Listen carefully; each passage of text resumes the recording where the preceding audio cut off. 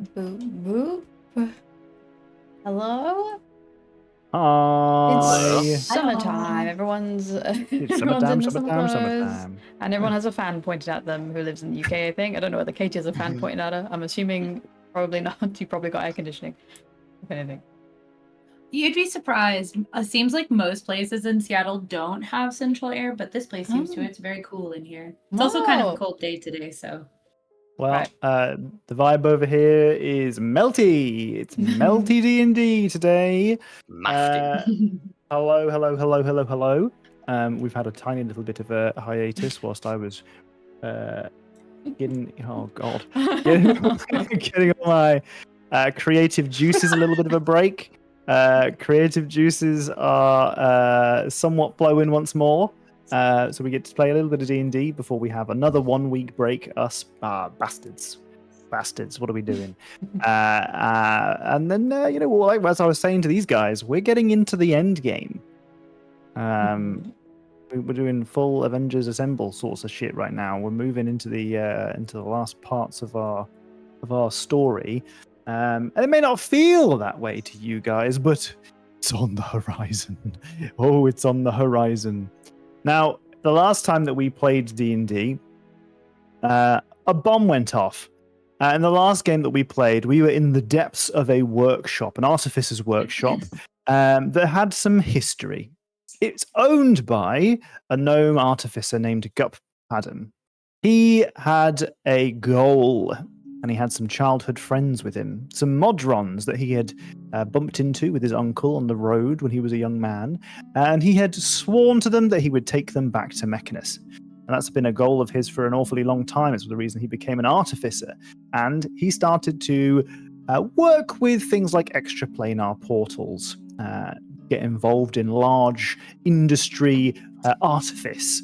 And we've seen his work in a couple of other different places, but this is the first time we've visited his workshop. The reason that we were there is that in the city of Suzale, in Cormier, portals have been appearing out of thin air, and all sorts of visitors and invaders alike have been coming to Suzale, so we've decided that we had to deal with it, because we're the completionists, and that's what adventurers do.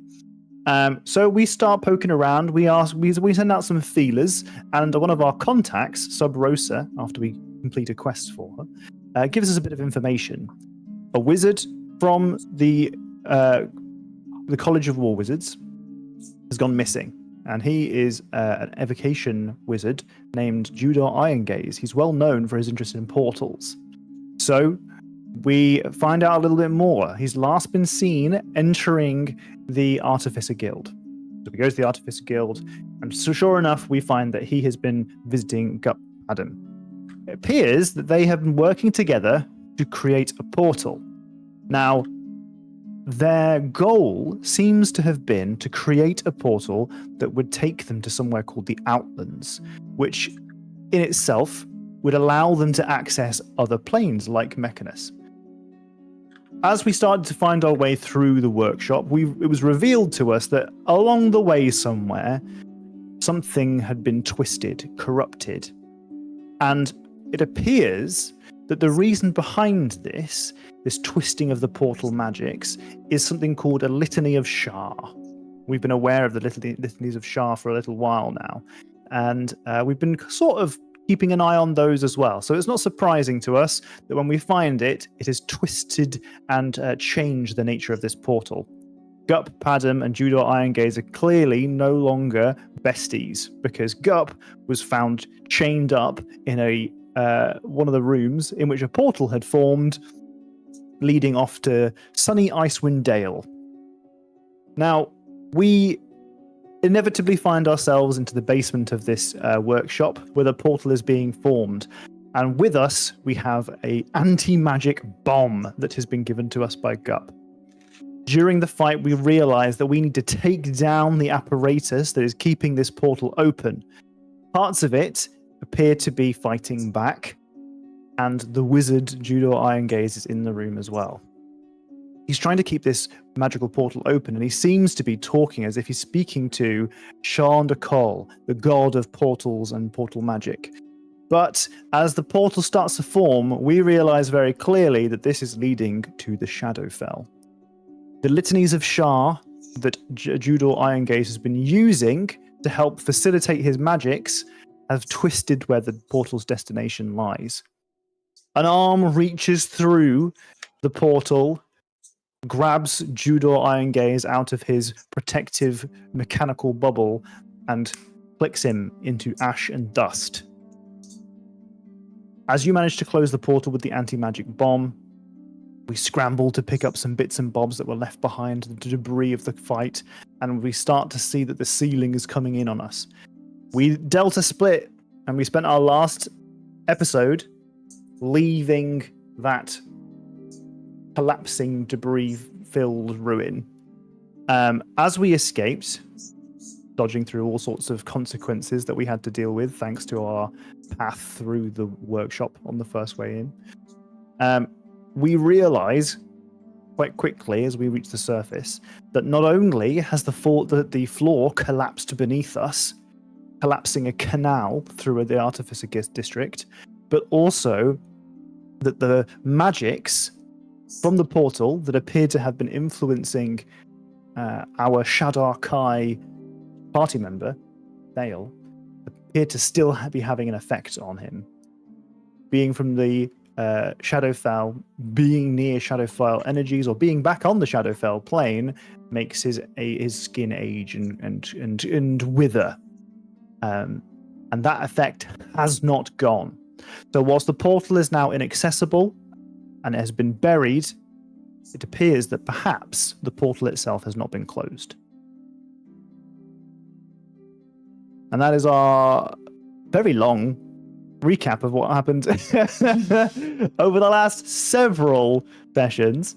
But I tried to keep it as concise as I could whilst keeping all the juicy bits in.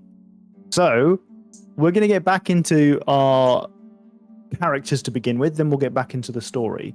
Our prompt for this week is, how does your character deal with extreme weather or extreme temperatures? Who knows why that question's been posed? The mystery. So we want to go through our unofficial official order? Sure. I think Neurali's fine with whatever, as long as she's prepared for it. Like, if she knows it's going to be cold, she will simply have warm clothes. If it's going to be hot, she will simply wear, warm weather clothing. Like, they kind of lived migratorily because of temperature, like extreme temperatures. So, like, that's kind of like par for the course for her. But she gets annoyed if she can't be prepared for it. Like, if it's going to be bitter cold and she's just got her normal cloak with her and not like an extra fur-lined one or something, she's going to be like annoyed by it. Prestidigitation to heat her cloak. Ooh, lovely.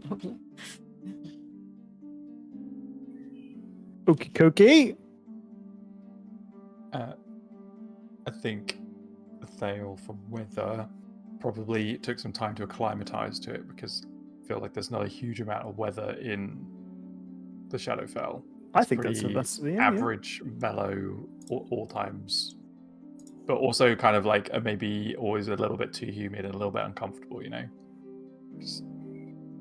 so it's taken him a while to acclimatize to the fact that the weather can actually change, and some days are nicer than others, and he might need to change his clothes sometimes depending on the weather. Now I want to see a Thale in a tank top. I want to see a Thale in a tank top.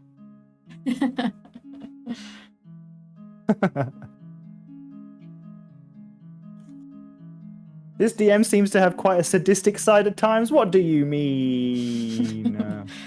Do you want to tell everyone about the links that you sent everyone earlier today? Oh yeah, that's for another time. I sent everyone a link to a new D&D Roll20 instance that's just called Not Suspicious. It's called Not Suspicious, and it just has their name on it. They don't need to know about what that's for, and neither do you. You don't need to know. But in Purple Minion's defense, my sadism does extend to the fact that in that last combat we had, the thing that was in the portal was a deeply, deeply worrying thing to be in that portal. Yeah. Some people are more aware of how scary that was than others. Some people are living in a blissful ignorance. continue as we were with our weather prompt. I mean, I'm good up on a hike is perfectly fine with hot weather in a tropical climate. I mean, from they're a turtle, so from a physiological perspective, they don't like it being cold. Mm. I mean, like real world turtles and tortoises are cold-blooded, so I assume there's some similar thing going on there. But they've got so much shit in their shell, it kind of forms a bit of a cushion, like an air cushion. So they don't really get as cold as often because they're just covered in crap. Covered in crap. Less so these days. Does that mean that the winter that you're going through right now is It's been a little chillier. Yeah. All right. Cool. All right. Oro and Nugget. Oh, and Nugget. Well, I didn't think about Nugget. I assume that Oro has travelled with the circus a bunch, and travelling with the circus is probably a summer activity. You're not really doing winter circuses. So I think she's very accustomed to being in warmer weather and comfortable in that weather, but less likely to want to be in cold weather. So is perhaps more grumpy and doesn't want to be outside, because why would she be outside? It's the hibernation. Do we get to see? I want to see the different weather garments and stuff everyone's wearing in different different seasons now. Oh, God damn it. Okay. My favourite equestrian D&D Let's Play. Horseband adventures. You forget the running joke of our last campaign, which I suppose you arrived at literally the last game of our last campaign is when we met Migu. The very, very last episode of the last campaign. The meme throughout that entire one was horse erotica. Yeah. Who could it. forget, honestly? That was it. Not this again. Oh God, no. That's it's not something that we've indulged in this campaign. No, you got to pay extra this time. We've given you the free hit. Now you got to pay On the Patreon, which we don't have. Okay, so you guys have climbed out of the workshop. You are now on the surface. You've turned around. You've seen that there is where the canal is a huge hole. The water, I would say more like fluid, mostly water, but not entirely, that was running through the canal, has now started pouring into the earth and is seemingly taking on a bunch of water that's coming up from the sea. So as you kind of see on the map here, we actually have a lot of sea to our south, and the canal was eventually running sort of inevitably all the way towards the sea. So actually this massive gap that has been created is now being filled up from the sea rather than running sort of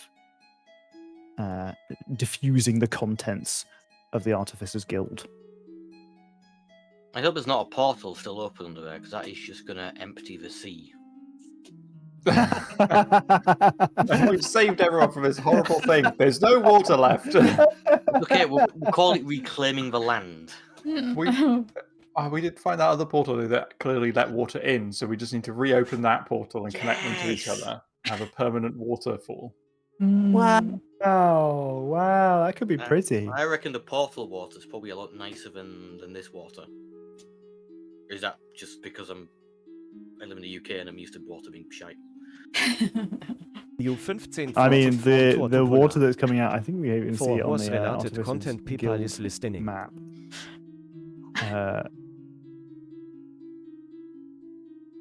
So yeah, it looks a bit like an oil spill.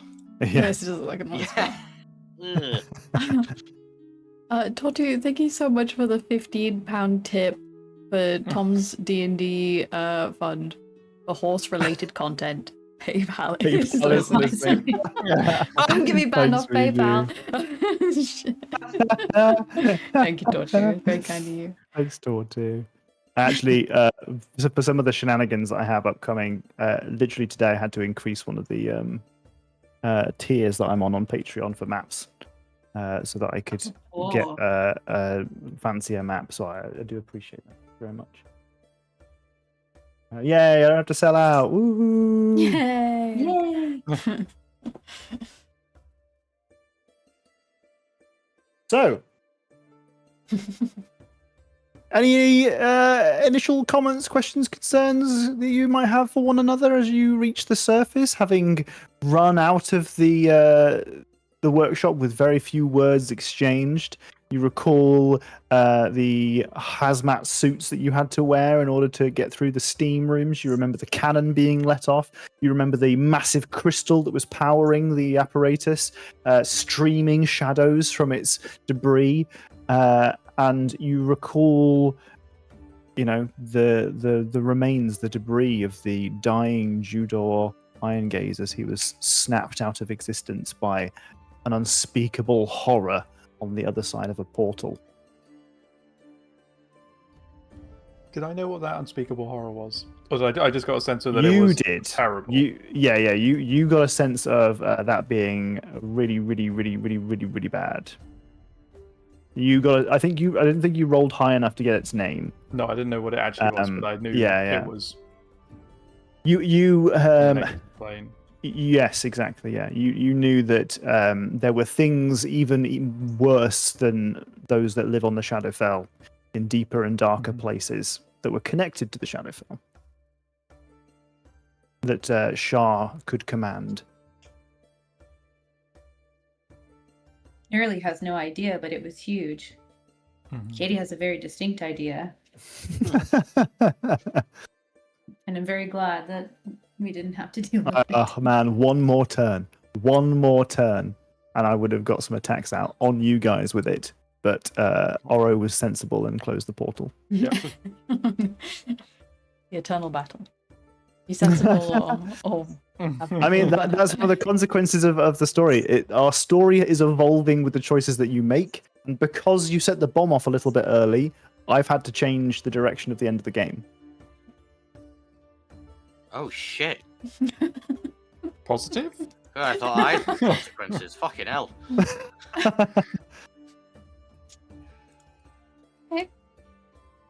I hope so that is enough rubble to hold that. I mean, we did basically drop a small village essentially onto it. It feels like you should have to get permission to hollow out a huge section under a city in case something like this happens. yeah, that can't be up to code. As an artificer, thoroughly, how often do I ask permission? You've never hollowed out an entire city block under the surface and then summoned some sort of nightmare fuel through a portal. Yeah, but they're like me, but like 1,000 times less controllable. Less controllable. And also corrupted. Saying something. And corrupted. Yeah, all the permanent structures you've built are attached to you, so I don't feel like you need to have They're all above ground. permission to do that because body autonomy is important. Very, very true. Jesus, yeah.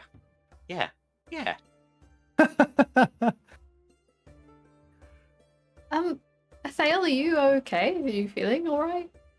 You look a bit I'm withered. We did not close the portal. Shit. How?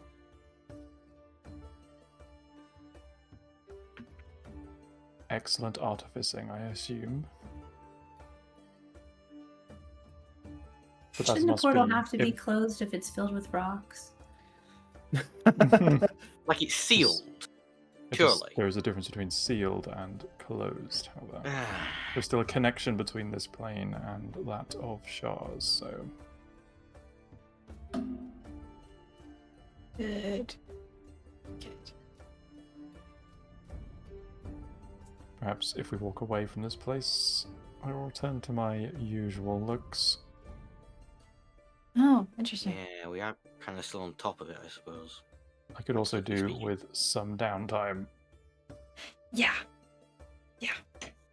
I forgot about that particular feature. What time is it right now? Did you say afternoon? So late afternoon, early evening. God, yeah.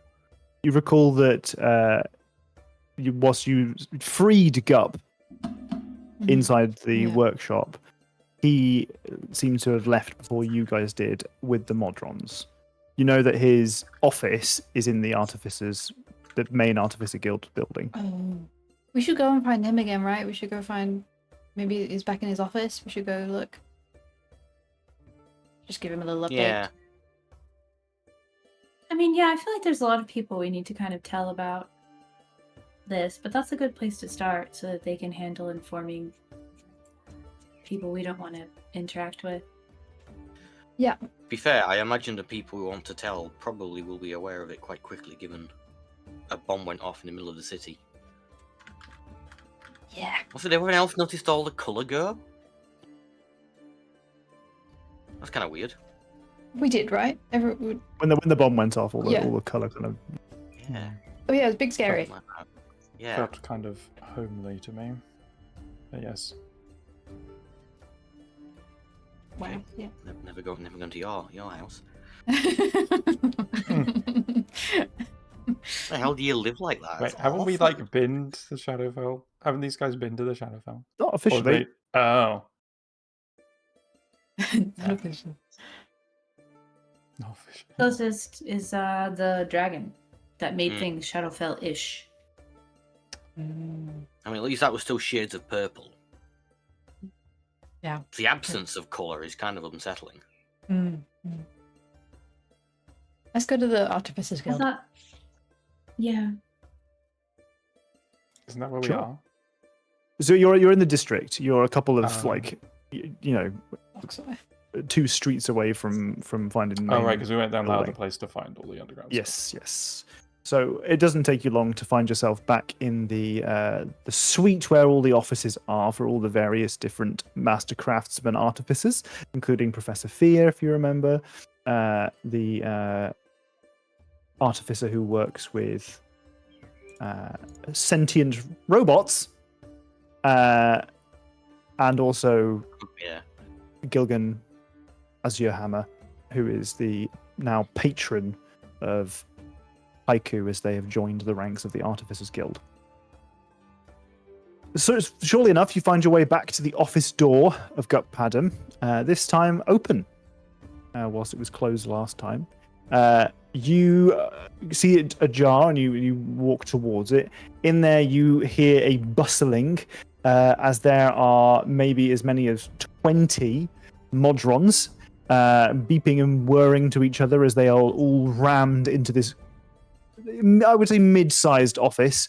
There is not much room to move in there, but fortunately, Gup, being a gnome, has managed to find his way through into his desk. So he sat down, and he appears to be writing on some kind of lengthy document. Hey.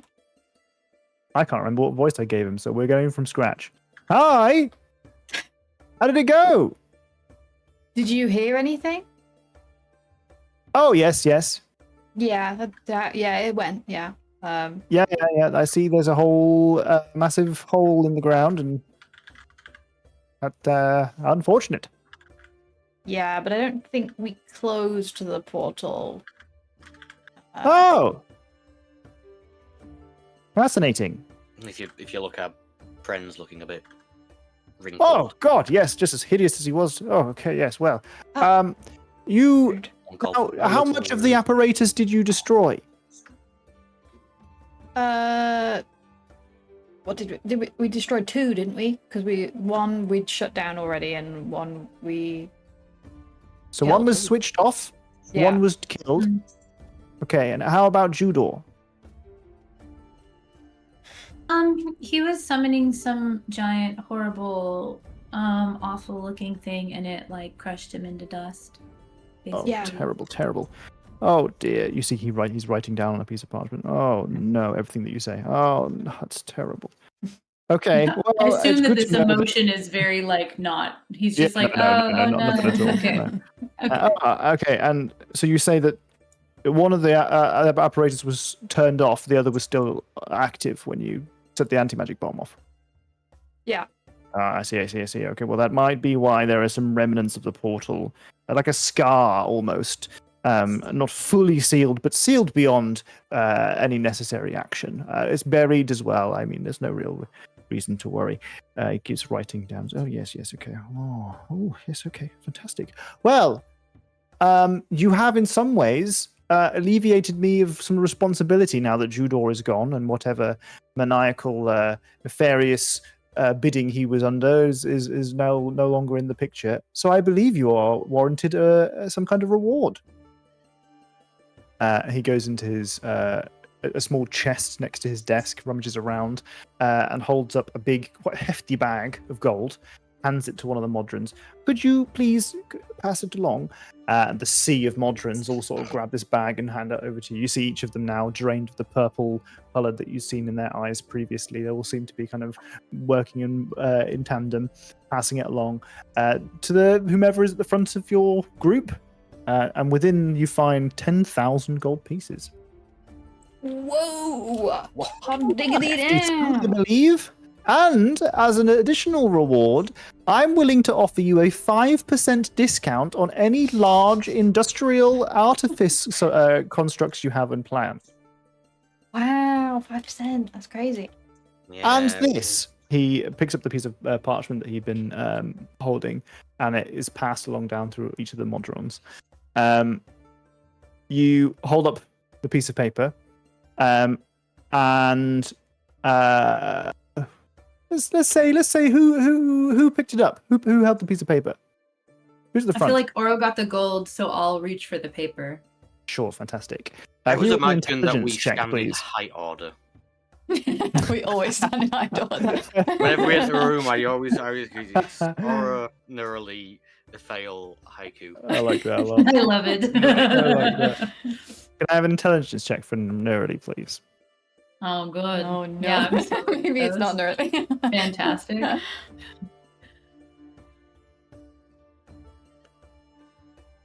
I clicked it. Is it happening? It did happen. This appears to be. I mean, you're quietly confident that this is in common, but you can't be completely certain. The language that's being used is completely, bafflingly beyond your comprehension.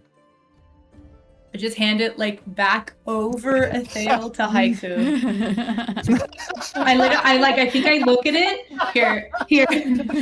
I look at it. I turn it upside down just to make sure, and I'm just like, nope.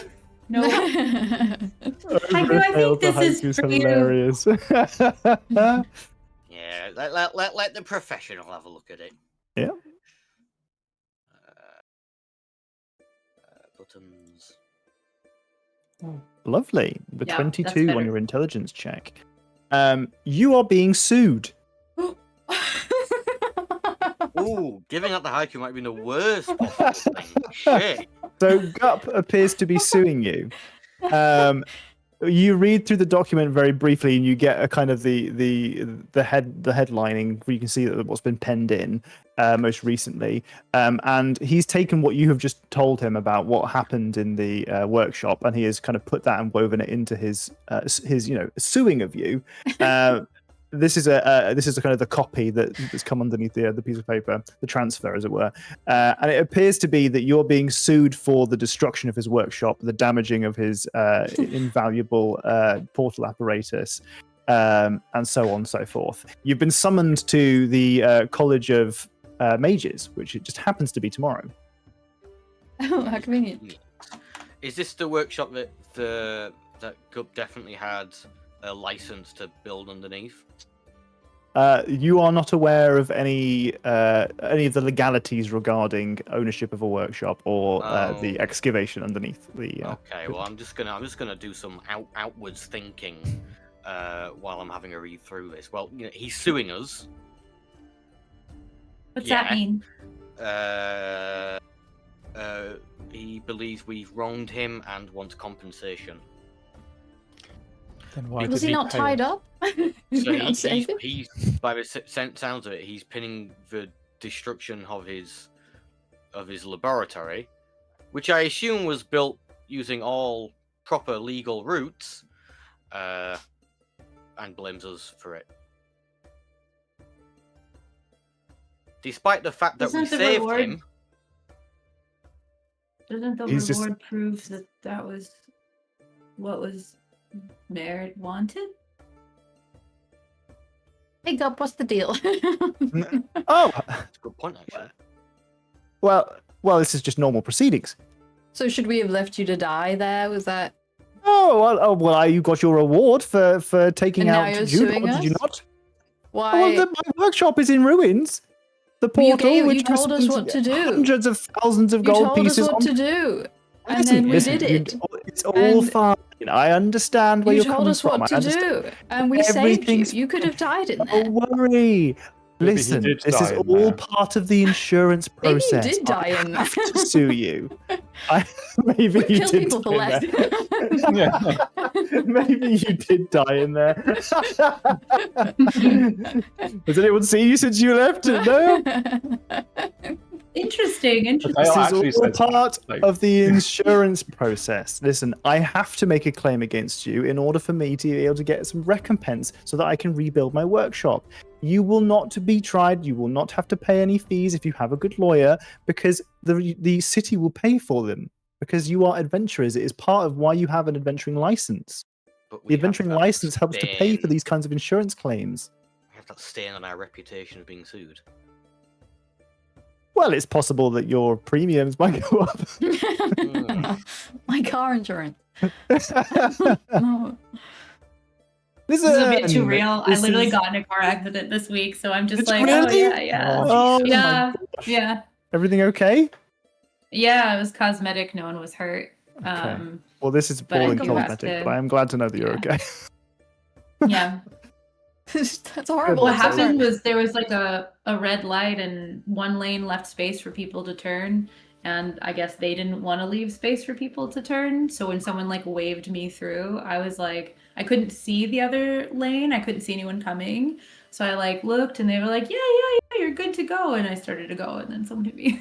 And I was like, Oh. wasn't good to go. Should not have assumed that this other person knew what was going on over there. Oh, So- I'm sorry. It sucks. Well, I may have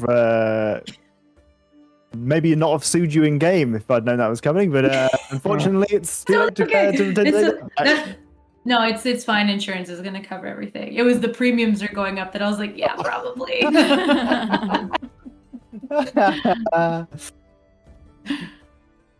Anyway, Adventurers Insurance seems like a lost leader. It's well, you'd be surprised. You know, you're imagining the vast majority of people who are paying this insurance are low-level adventurers who probably go out and die. Yeah, if they die, there's no payout. Hmm. Do we countersuit? Just saying.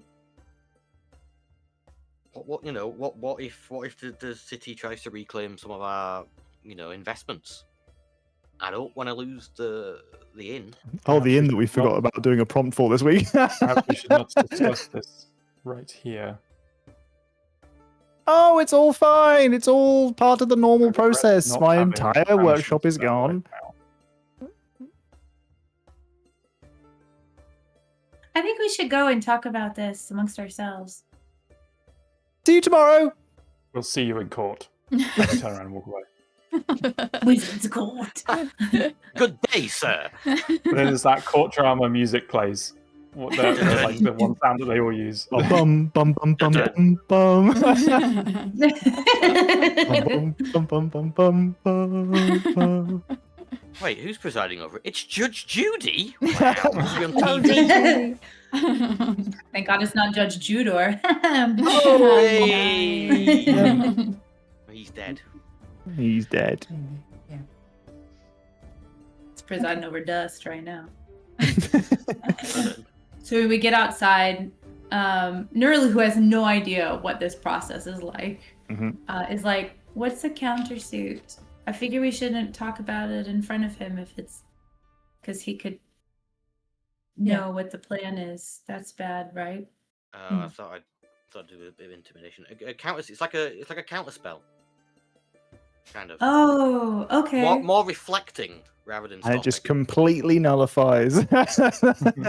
Yeah, it's not a perfect analogy. Well, counterspell also doesn't always work, so it's pretty good analogy. So should we get a lawyer? I heard somebody say that. Probably. We can Maybe the represent Adventurers Guild ourselves. has one.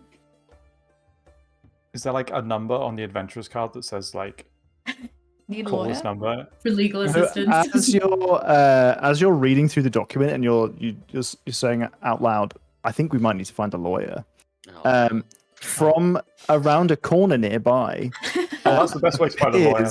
appears a familiar face. Oh. Humphrey, half human, half bear, appears in front of you. We said the magic words. Wait, Athel has no idea who this is. Nope. Why is So, there a bear here? what's happened, guys? We Can you need a pass me the reminder of, documents, please? I have the who documents. Humphrey is for everyone in chat. Just as a... Yeah. So he takes the documents off you. Yeah. This is all boilerplate stuff. Yeah. This makes sense. Yeah. No, that's fine. Okay. Yeah. All right. Sure. So Humphrey. So whilst these guys were in the Feywild, there was a bit of an indiscretion. The Ursine Court, this where all of the bear folk are in the Feywild. And some words were exchanged, and it seemed an awful lot like maybe someone didn't know their Ursine quite as well as they thought. And what ended up happening was you were given a lawyer. And if initially it was Bearfree, who was a bear man, and when you guys couldn't converse with Bearfree, you had a different lawyer assigned to you, Humphrey. Now, Humphrey has been assigned to you permanently. He is a Feywild creature, and thus has the magical ability to forever appear when you need him for legal matters.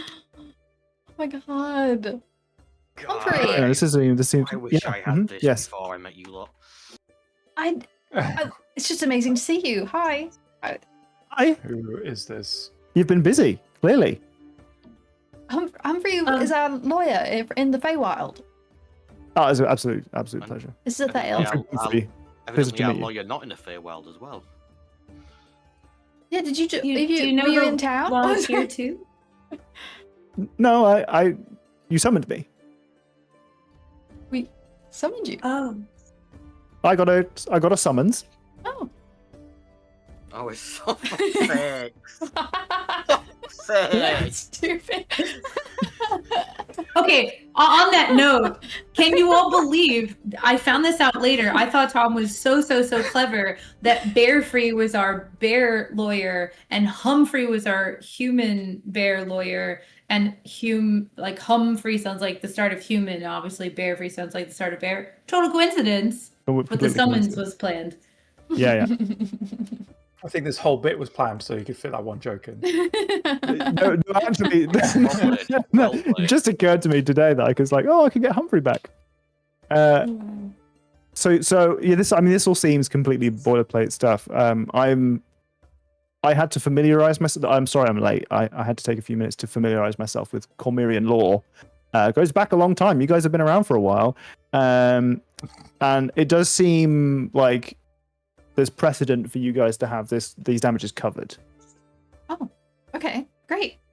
Now, this is going to involve maybe a bit of a hold up in the court system. I'm not from around here, so I don't know how long that usually takes. But if you've got any like character references, any notable members of the public, or any of these guilds that we've got around here, like the Artificers Guild, if you've got anyone who might sponsor your support your statements, character references from any of the College of Mages, anything like that might help to speed things up a little bit. Okay. Interesting. Anyone What about come my to mom? Is my mom a good character reference? She's quite well. It might not hurt. Is she from Suzale? She runs a circus. It's feeling like a weak link.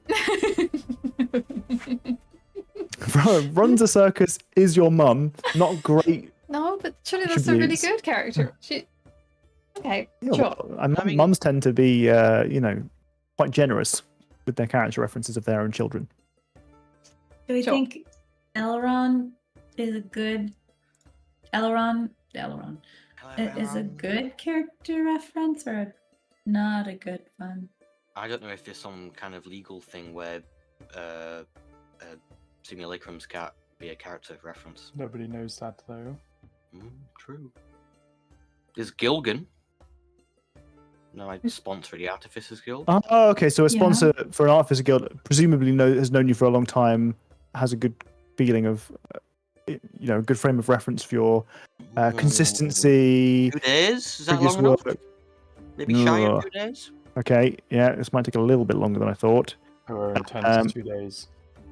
Hmm. What about a local business owner? Yeah. Pearl? Okay, and you've known Pearl for some time. That's one way of putting it. Okay, yeah. I mean, that's we'll have Pearl on our roster if that's okay. So this Pearl and this Elrond Yeah. person. Mm-hmm. Perfect. And Elrond's part of which, like, how does Elrond meet these criteria? Where's Elrond from? What does Elrond do? He was a war wizard here for a long time and then got stuck in an extraplanar prison and we saved him from it and now he's back. Amazing. Don't know what a war wizard is, but it does come up in the lore quite a lot. The war wizards, that those two words together, really frequent. So actually, it sounds like that could be a good one. We'll bring the war wizard in, and the small business owner. You think we could maybe call in the favour of those couple of purple dragonites we kind of won over? Who was saved. Yeah, If we have to know them for a long time, that's kind of the problem, right? Is Yeah, we that's true. true. don't really ever get to know anyone for a long time. What about Um, Albert Humperdinck? They local I'm to Albert would give me a Suzail? glowing reference. No, they're not local to here, though, are they?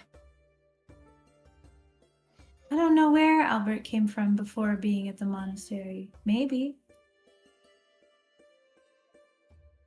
Well, I don't I'm think- conscious of time, given that this is going to be tomorrow. Yeah. Yes. I need some time to make sure I've got some of the documents in place. From what I can understand of the court proceedings of previous cases that I've managed to find before I came with the summons, that these kinds of things, especially in regards to adventurers, especially with adventurers that have wizards, I'm understanding from the documents that I've received that you own a wizard's tower, Thale. I suppose technically. Which means, okay, so I think that they tend to look a little bit more favorably on these kinds of cases, especially if there's any kind of inter-wizard sort of, a clash over things like territory, power. It's just stuff that's happened for a long time, They tend to, rather than extrapolating it over the course of your entire career, they'll maybe try and mediate small conflicts. So you guys can settle on things together rather than involving the government or the monarchy in this case. We'll sort it all out. I think it'll be fine. Yeah. I'm feeling confident about this one. Okay, great. We worked things out last time, didn't we? Yeah, figured it out. Sure. So far our success rate's pretty good. 100%. Very true. Brilliant. Okay, I may see you tomorrow. It sort of depends on how things go. It might be more of a behind the scenes kind of deal that I need to be working on. I'm not really sure. I'm not familiar with the office. Having never been to this court. Right. Do you need somewhere to work out of? No, I'll just go back to my office. Fair enough. Do we have to summon? Do you want us to summon you when we need you, or no? Oh no, I'll be summoned. It's part of our contract. You remember? Which part of the contract is that? Do you happen to remember? Just So when I represented you the first time round, you signed some Yeah. documentation, and it just means that I am made aware when you are in need of legal peril. Right. Just legal peril. Just yeah. Right. Do we pay you for this? Not in any way that matters to you. What do I don't. I- What? Also, I did See you not later, sign- guys. And he's down around the corner and disappeared. We're gonna owe him something at some point, aren't we? I'd rather just like 100 gold come out my personal account once a week Once a week. than have to Remember owe we were- someone something.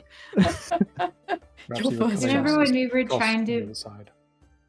Do you remember when we were trying to be really careful about not entering into any deal with any Fae? I think we might have done that without realizing it.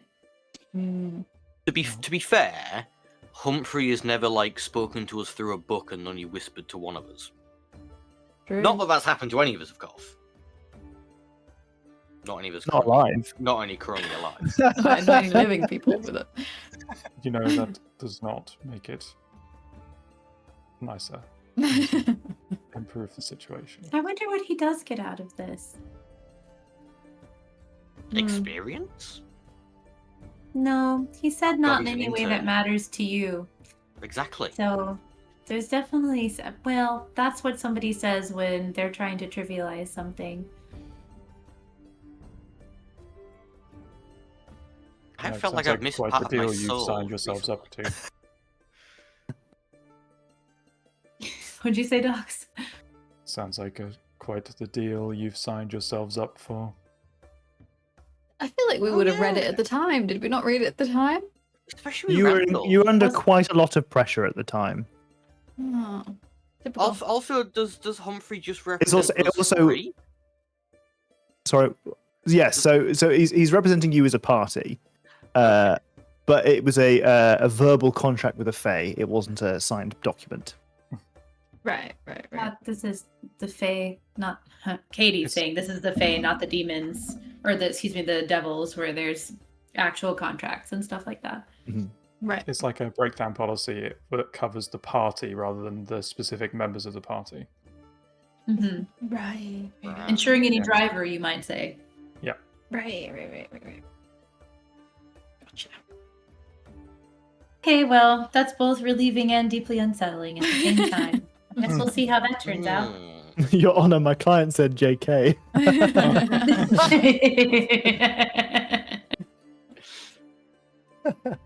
Right. Got my fingers crossed. Should we? I guess I was gonna say we should talk to the Adventuring Guild, but I guess maybe we don't have to now, or maybe we should anyway. It feels like we don't, but I think. I mean, he got us out of the problems last time. yeah. Yeah, Maybe we don't drag everyone else in before we have to. We just let the one person who dragged themselves into it. The one person who appeared out from behind a wall. Perhaps Hmm. I need Well, he you said he was louder in my summoned. ears. yeah, you're really quiet. Oh. He's doing a Thale voice. I'm probably not doing a good job of doing a Thale voice today. You're doing You're a doing great a good job. job. It's just I need you louder because I can't hear very well. This is the first time I've ever You're had. really close to the part that doesn't. Oh, Oh, that makes noise is also closer. I moved all of it.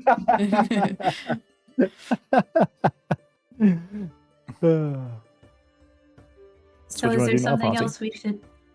Literally, that's what Nerly is about to ask. Is there something else we should do about this, or should we do things we need to do? Hmm. I mean, we need to make sure we don't say anything incriminating.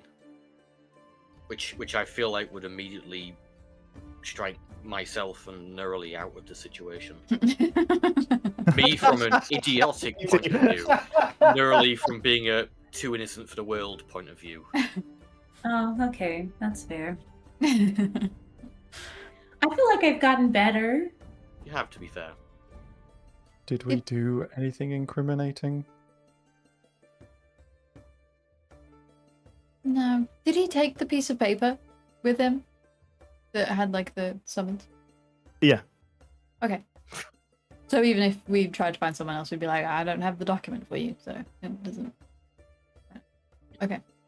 Oh, that's all tied up quite neatly. Lovely. We should have asked for it in triplicate. Yes. If only you had someone in your party that could copy things. Damn. Darned. Is there anything else we want I to do mean- today? Or every time we go somewhere, we get in some sort of trouble. So I'm afraid of going anywhere. Yeah.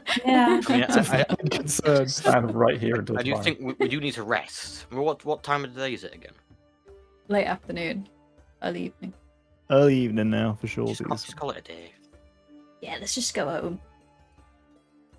Get a Because couple we'll get on. sidetracked if we don't. I mean, we'll get sidetracked going home. Yeah, you're right. Okay, Okay, so you go home, and everything's Uh, fine. and everything's fine. You're home. Excellent. No golden gauntlet waiting for us. No. So we're back at the Tower's old good. tower. The old tower. You've got some new IKEA flat pack furniture that you'd put together from Sub Rosa. I know. I was thinking like Sub Rosa is somebody that we've known for a while, but we can't be like, hey, the person who runs the criminal underworld. We'd love to call them as a character witness. Yeah, they can bet us.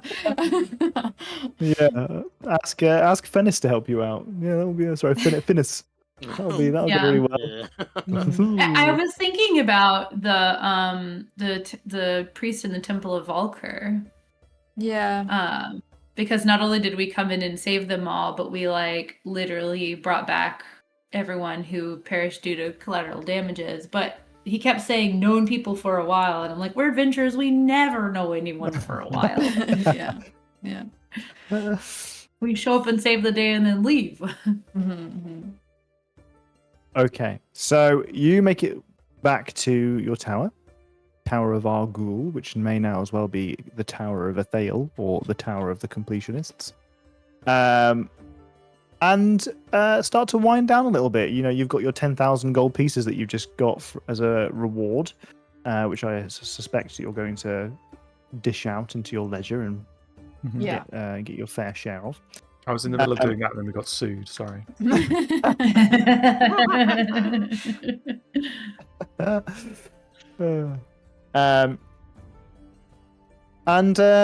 So you get back to the tower and you start to wind down for the evening. Those of you who are spellcasters, for the most part, I imagine you are quite tapped out. Anyone got any particular plans for their nightly rituals or their evening rituals? So, go to Haiku with my ring of protection and feel like, is there anything you think you can do with this? Or is it now permanently broken? It's got like -2 rust on it from the rust things. Wonderful question that I'm going to bounce to Tom. Can Roll I me a think about- tinkerer's check.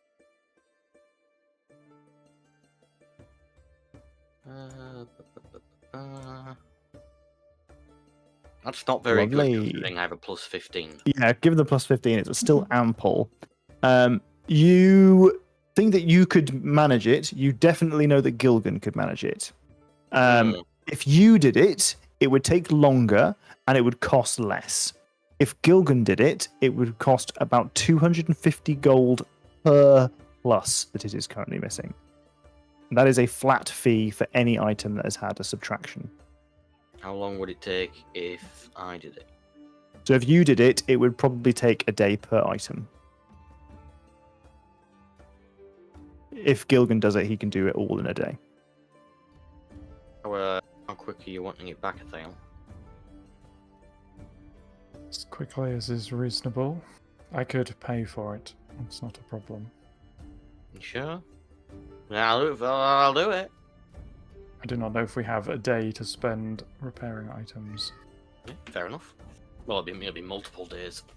I want to repair them all. Are you talking about the rings that got messed up? Nerly, is she like washing her face? Yeah, you've got one too, haven't you? Yeah, chilled it up and it's all tarnished. I think mine was just -1 though, because I took it off or something. Or they just Yeah. didn't get me. No, they got my mess kit. That's why mine's only -1. Mm-hmm. Depending how quick you want it back.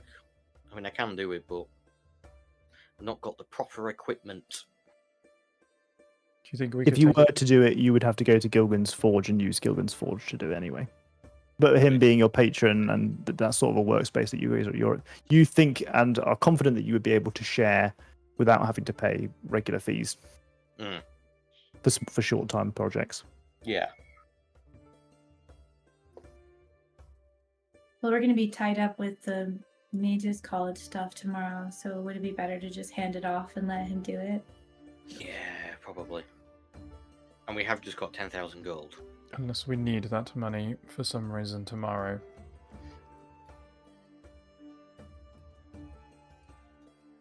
Mm.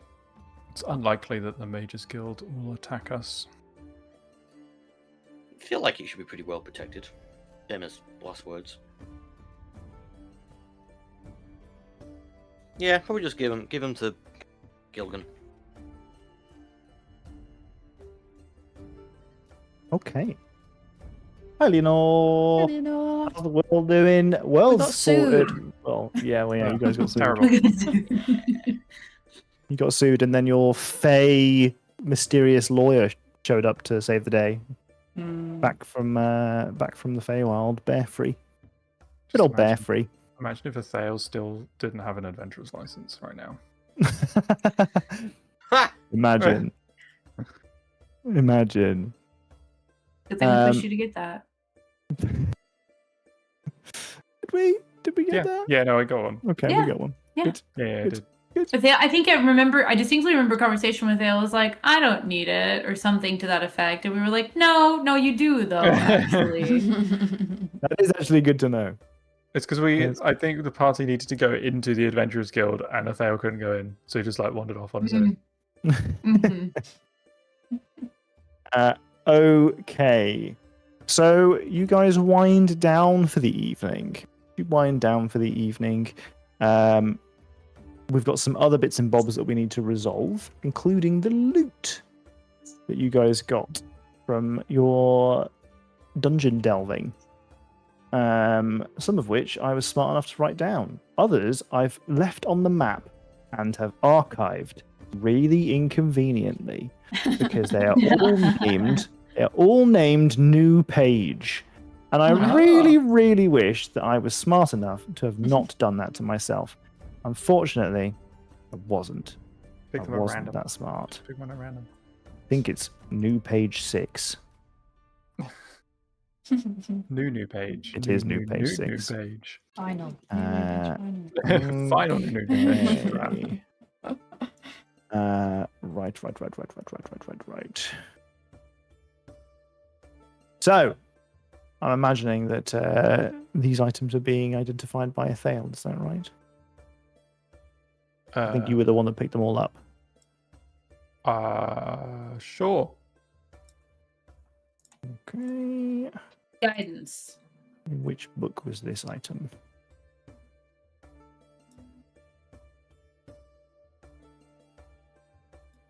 I don't know which book this was in.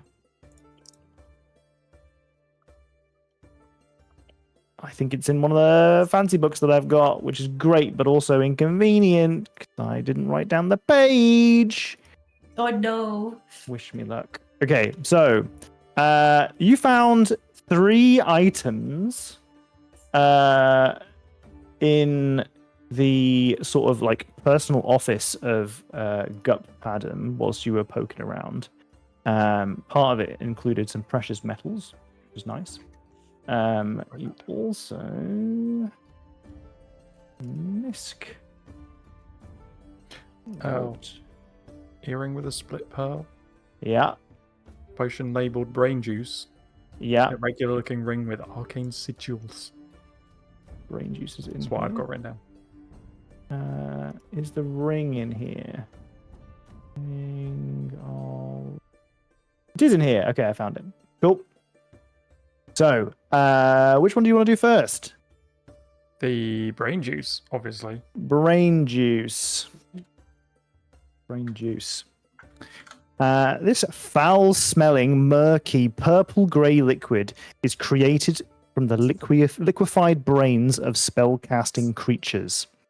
Anyone consuming this repulsive mixture must make a dexterity DC 15... sorry, not dexterity. Intelligence saving throw.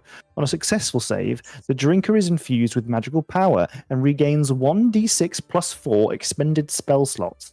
Oh, On a shit. failed save, the drinker is afflicted with short-term madness for 1 day. If a creature consumes multiple doses of the brain juice and fails 3 consecutive intelligence saving throws, it is afflicted with long-term madness permanently and automatically fails all further saving throws brought on from drinking this.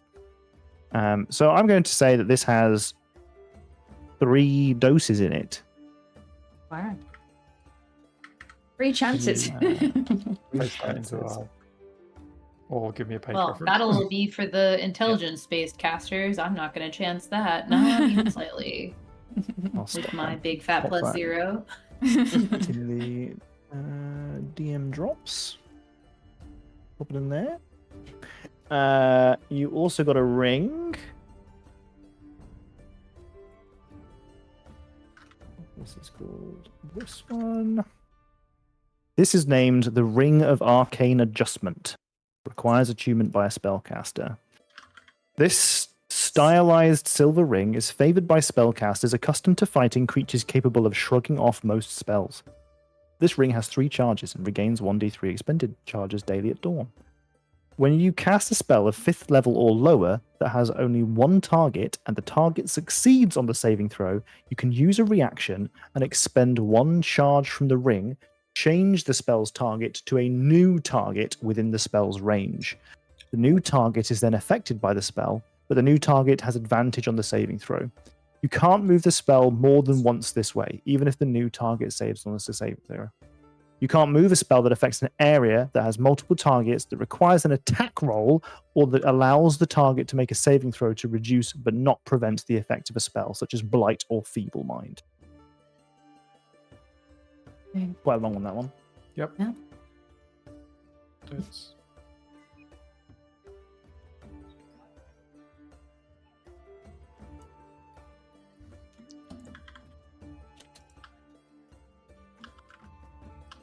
There's that.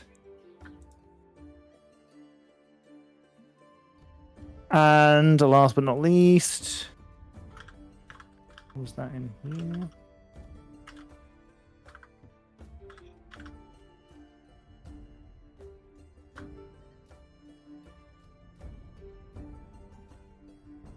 I don't know. Oh, it's here. Okay. Good. So this is a slightly different version of the item that I'm describing. Yeah. This is basically a earring. It's a pearl that has been split in half, and each half is a magnet. But it is magically infused, so that if you were to break it apart and throw it, it would summon a elemental. It's called a magnetic elemental. Ooh. And this is from the Tome of Beasts 2. Wow, sick.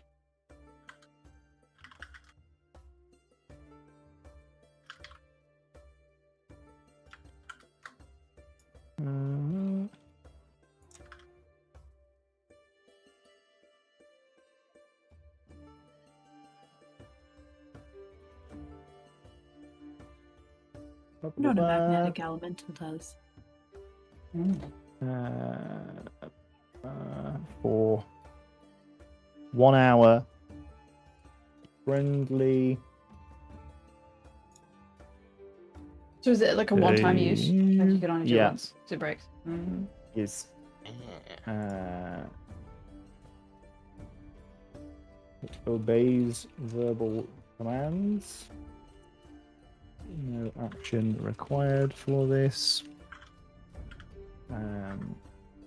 It will defend itself from hostile creatures if not commanded. I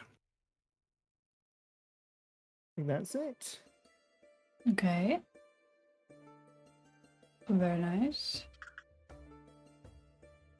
That does not require attunement. Ooh. Ooh. Hallelujah.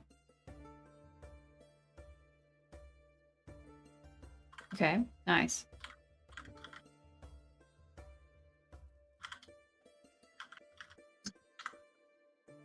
Ithael also found some goodies amongst the wreckage of Judor Iron Gaze's mechanical construct, including a scroll of scatter,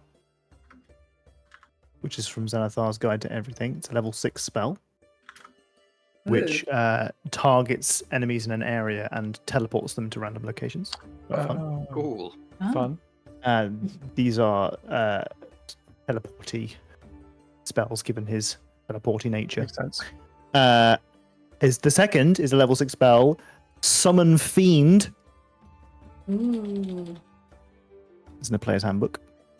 A classic, Summon Fiend. Classic. And a level 2 spell, which is just Flaming Sphere. Also in the player's handbook.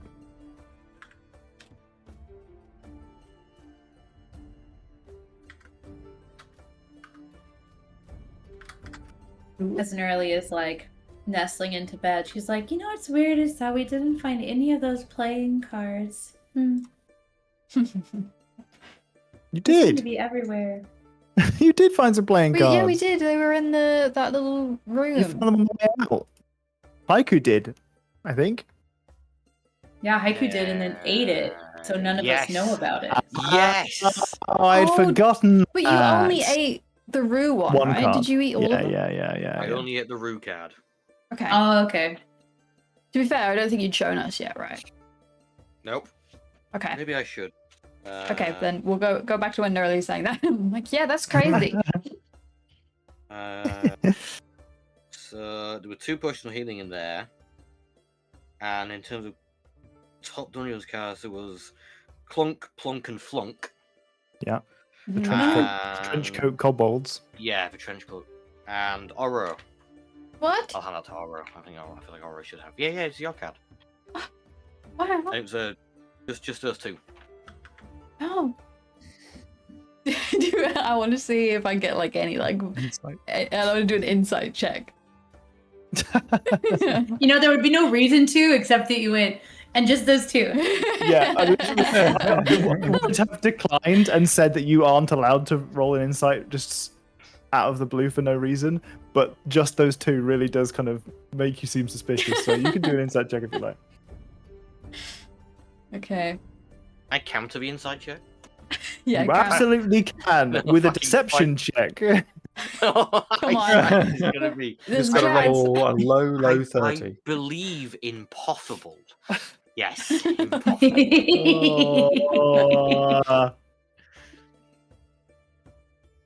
It's hard to tell precisely why Haiku would lie about this. 29. But it seems a little bit like perhaps Haiku is not telling the full truth. It's possible that it's because they're embarrassed, like perhaps something happened in there that they just don't want to talk about. You know, stuff happens whilst you're. On a rake. It's hard to know precisely what it is, but you know, without asking them. Just the 2, Haiku? Yeah. Alright, there was a 3rd and I ate it, alright? I've ate done worse it? things. I've done worse things that you haven't interrogated me on. Yes, I ate it. Like I ate what? the card. Wait, what? I ate it. Why would you eat it, Nerly? Having Because no, she's just it like, it didn't need to be in the world. It was a misprint. I didn't Misprint know of how what? they misprinted it. It doesn't make any sense. It doesn't matter. It does not need to be in the world. It's better where it is. oh, is it one with like you with the Feywild curse or something? Since they Nope. seem to know everything about us. No, it's actually worse and more intimate than that. Oh. Intimate. Yeah. Oh, is it about Naked- that kobold naked Haiku. that you know? It's those pictures that Haiku sent once. Those. Like, can I roll a Haiku deception? with no shell. Can I roll a deception check for my answer to that, please? Sure. Yeah. Shall imagine. Literally doesn't have a good inside check, and she's sleepy, so. rolling, rolling. Yes, it was me with the hot bench, the hot guy from the tournament. Yeah.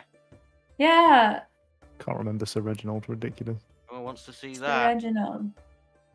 It was a picture of you and Sir Reginald. It was. Oh. No, it was Nerily. Oh. But it wasn't titled Nerily. It Oh. was titled. It was titled Your Other Name. Oh. Yeah. Hence why it got eaten. Gosh, they really just do know everything about us. Yeah. Yeah, it's worrying. Do I remember the stats on the card at least? You do, because it was blank. It had no numbers Yeah, for it was a anything. misprint. That was a misprint, yeah. Mm. I made a decision. I apologize if it was the wrong one. It just felt wrong. That's vitamin D haiku apologizing. Wow. It It's just cold felt haiku. It's not just vitamin D. wrong. They shouldn't have known that. Yeah. Christ, I should have like- known it. Well, I told you all, so. Yeah, but how did who's making Oh, these wait, cards? it's Dale. That has absolutely no idea what's Oh. happening right now. Whoops. Oh, Guys have a lot of history, huh? Yeah. Nerly is the name I picked when I was first escaping the Enclave because they wanted to sacrifice me because it meant to run away fast. But my given name is actually Relena. And whoever is making these cards knew that. Yeah, which like almost no one knows. And everyone from the Enclave is dead now. I guess Arius would know. Hence why I ate it in case we lost it. Can't get lost now. Was it like me now, or was it like me as a kid? Tom? you didn't ask. You didn't look at it long enough. You saw Rue. You have no idea what was on that card. You saw Rue and you put it in your mouth it's a picture of immediately. someone different. It's just Yeah. someone who's actually called Rue. It's actually just a really sauce. famous. Yeah. It's just a pot of sauce. That's what it's got to say. Yeah. And we're having this conversation in the background through the window as a huge poster for Rue. That'd be so funny. They're actually like a singer or something, like an Eaten entertainer. AU. Yeah. I don't know. I saw the name. The numbers were blank. The stats numbers were blank. And yeah, That's strange. one bite, barely chewed. That's almost worse. Is it gonna? Just hope it. Just hope it. When it comes out, it's not visible. Or then at least you can look and see what the picture was. I Yeah, you suppose, should but look when you. It's better of disposing it a second time. I was gonna say no. Then you can look. Then you can look at it, and then you can eat it again. But this Oh, one, prestidigitation does exist. like a dog when they throw up. And that's all we got time for this week, folks. It's time to go. Oh, dear. Well, now I wonder if I'm gonna dream about that. We'll see what happens. I certainly will. So nobody or very few people know that. Yeah, and you keep your mouth shut, probably. Yeah. Did The your people in the Enclave knew, but they all got murdered. And Arius, I presume, knows, and you all know. did your Really well. previous party member know? Yeah. Yeah. Oh, this is awkward. I shouldn't Thank have you said for that the out loud. raid. I wonder if it. the best part was that the raid came in and I waved, and then your raid animation pop-up notification thing is also all of us waving. So much waving. Hi, Leo. Thank you for the raid. I had a horrible thought. What if the cards are like, are the cards people that we've only known since when Randall was here, or are they after Randall being here?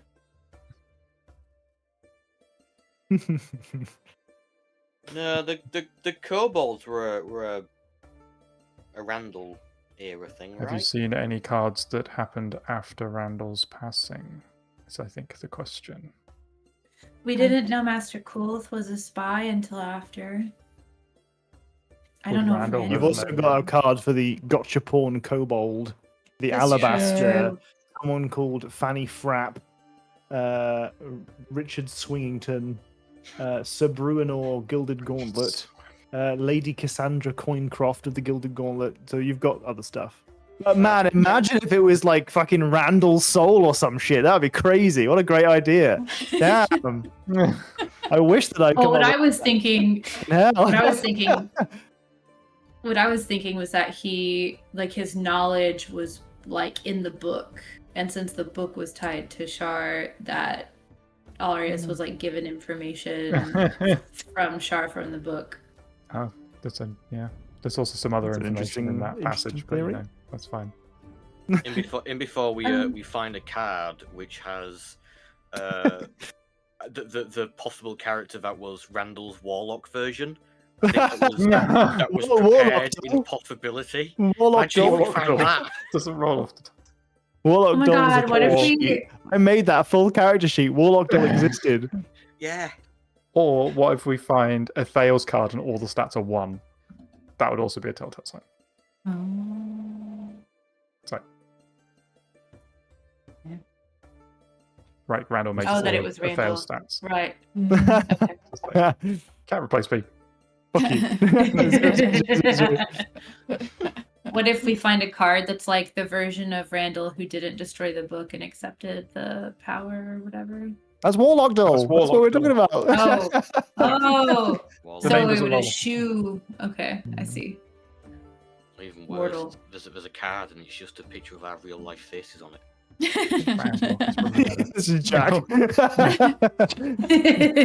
on, Big looming. I'm gonna hang this in the loo. Jesus. For context, Jenny and Tom have a picture of me in their downstairs toilet. You do. Amazing. It's Thanks for customary to sharing take that. a selfie with it. Yeah. When you visit, you got to take a selfie with it, and you've also, whenever you got to go to the toilet, you have to say you're off to visit Jack. Sometimes I look at Have them I and told go, "Hi, you?" me." Have I told you the throne story from when I was in university?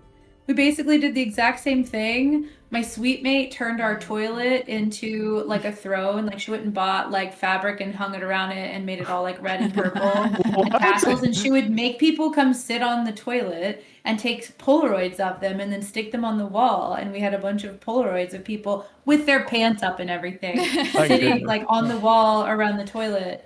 And I'm just Honestly- like, y'all are, what are we doing? I think that's kind of. I think you're trying to make yourself stand out a little bit, generate some memories and shit whilst you're at uni. You got a story out of it? Fuck it, man. Why not? The fabric though, Yeah. the splashback. Yeah, I don't like fabric. yeah. Yeah, the fabric is a bummer. Yeah, you have to set fire to that after. Well, the fabric, yeah, it was It's behind. asbestos, it's fine.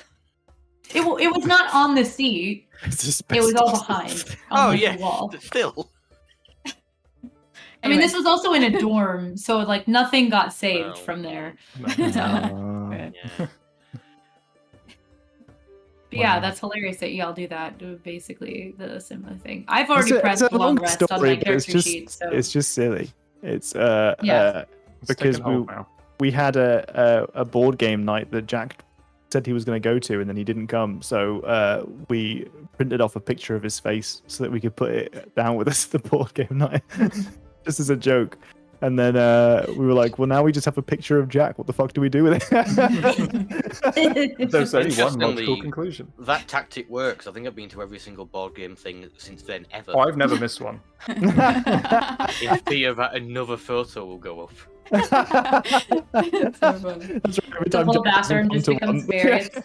Yeah. wait, how has Jenny and Tom got my baby photos? I'm in contact with your parents. Unlucky. Okay. Okay, so you guys have a long rest. We'll have a bio break in a second. But it has occurred to me that someone might want to do something during the long rest, which will require you guys to all be muted anyway. So we could maybe do it during the bio break. It's this guy. It could be anyone. It could be anybody. Yeah, So there's only okay. one Could be, player but it's here- not. only one player here with a history of doing this. Over multiple characters. So now. we've had private conversations sometimes. Remember when Haiku ran off for Sure. ages at night? That was all a big misunderstanding. No, it wasn't. You did it, and then you lied to everyone. Even you get mad. So if you guys wanted to head off and bio break, and then don't put your headphones back on until we give you a little wave or something, or if you just I'll want to mute yourself in I'll Discord. pre-deafen. Yeah, deafen yourself in Yeah, Discord. I'm gonna deafen myself. Okay. Alright, I'm gonna run some ads in the meantime. Oh, What? wait. Do they not want to hear this? Oh, no, yeah, you're right. Sorry, I just autopiloted to ad time. I won't run any ads. Enjoy. I mean, I'm gonna need a bio. Well, do I need a bio break? Maybe I'll have a bio break. I had a bio Yeah. break. Okay, we'll do a bio break for you. I Um, probably won't take long. Or maybe not. So you're going to spend some time with the document that you obtained from Judor and his carcass, or rather the ashy remains of his body. You know that it is the Litany of Shar. Or it is one of the litanies of Yes. Shar. And you had some ideas about how best to protect yourself whilst investigating it. I What were did. those ideas? So I've had a look through the spells that I have, Mhm. and there isn't a huge amount that is like super protecty. Yeah. So it's probably just going to be a good old protection from good and evil. That's a valid. That's a good. Which- That's a good 'cause- thing to include. Atheel's like main thing is like it's going to be like a mental assault. It's not going to probably not Yes. going to be like there's a demon in a portal. It's going to be like Yeah. I think that's a really good spell to have cast. Actually, I'm going to give you advantage on the rolls you have to make for this. I'm sorry, I'm on your character sheet. I'm just checking to see how unlikely this success is. So you cast protection from good and evil. Mhm. And as you are you're investigating the document, you're trying not to read it word for word, but you're like trying to get extracts of it here and there so you can sort of investigate them briefly. But you very quickly find yourself enthralled. And you start to read some of the words. This is not something that necessarily you have an awful amount of power over, but you do feel yourself sort of being pulled into it a little bit. And that's when we start making wisdom saving throws. Okay. So you get to make a wisdom saving throw with advantage. Now, I realize that your wisdom saving throw isn't your highest saving throw. Nope. But you still need to make a wisdom saving throw. Good. With advantage to GM. Womp womp. Now, when I wrote these, Womp womp. the outcomes, I set the You DC imagined I had quite a good- high. And then I looked at your character sheet and Yeah, went, no. oh dear. Atheel is not wise. Okay. Which also lines up with what he's currently doing. So that's Yeah, great. that is true. It's not an especially wise thing to be doing. So you see the words fledgling sir, as in SER, play up on not play like almost like animate as the text moves and shifts to form the words in front of you. Calling you directly by a name, much like Ruelena is a name that Neurali has historically used. Sir is a word that you have used as a name a long time ago. You very quickly start to read words that can only have been written by the Raven Queen herself. It could not have come from any other person. It starts to detail how the Raven Queen fell in a way that is in many ways aligned with the history that you're aware of, the stories that you've been told and been telling yourself, but also seems to describe herself as sort of a tool, like she is being used by Shah herself.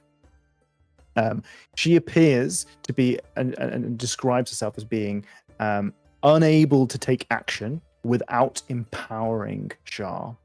She's pleading at you to support and help her, free her from her binds. And this document appears to reveal the truth of things to you. There is a way to free her from her bindings and to bring the Shadar Kai back into the light. One must only read and use the litanies of Shah to undermine Shah. If you could distract Shah from long enough, regain control, to allow the Raven Queen to regain control of her own mind, then maybe the Raven Queen would be able to escape. And poetically, this appears to be something that you can achieve by freeing a celestial being from her bindings. That's what is described to you.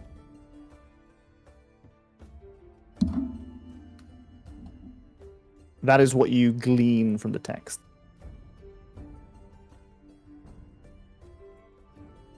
Cool. And you feel very strongly about those facts that you've Yep. you've just I have a choice in that. Nope, you do not. Not with a wisdom save as low as you got. Just for those who are in chat, who are interested in knowing what the actual Jenny, what the actual roll was. Docs had to roll it to me privately. It was a 10. A good DC for this was above a 20. And an excellent one was above a 30. Literally could not get that. Yeah. Even above a 20, that would have been not an ideal outcome for you. but a 30 would have been very, very good. But these are texts that were, as far as you can tell, what I will give you is that you understand that these texts were written by some of Shah's very first priests ever. Like, these are absolutely ancient texts, and you know, you can sort of deduce that that is reflected in how powerful they are. Mm-hmm. Tremendously powerful items. And now we can have a... Are we able to let these guys unmute themselves and deafen themselves? Yes, I have no other. You can always message me and ask questions. And stuff. We wave at them.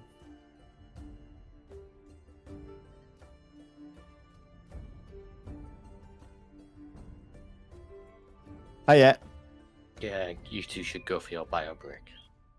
Yeah. I'm gonna refill my drink. Okay. Oh, secrets! Oh.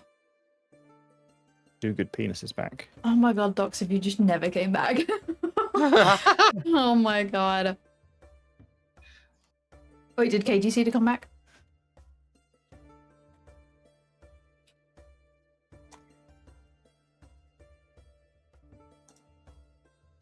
I'm back. Welcome back. Finish Larkmond. Yeah, he's Googling. very cute. I should ask if I can show pictures of him. Aww. He Fluffy. is a bit in the background there. He's very fluffy. I opened the door to my office and I could hear Tom talking in his DM voice. I was like, oh no. I started to go around the house going, ah, ah, ah.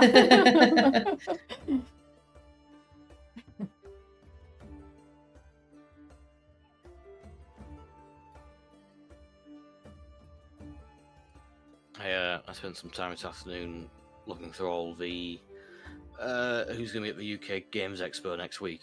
Hmm. I put a list of people I don't want to miss. And that list is surprisingly long. Oh no. Oh, dear. I was like, oh, I've got a fair few names. And doing alphabetical order, I've got a fair few names here. Why am I only at G? Oh no. Fuck. Do they have stalls there that you want to go to the stall? Yeah, the stall first. Right. Okay. Oh I haven't dear. gone as far as to writing down which hall they're in. Oh shit! Oh my god, you're gonna have a map printed. It's tempting. So on Instagram, actually, put together a map specifically for all the miniature sellers there.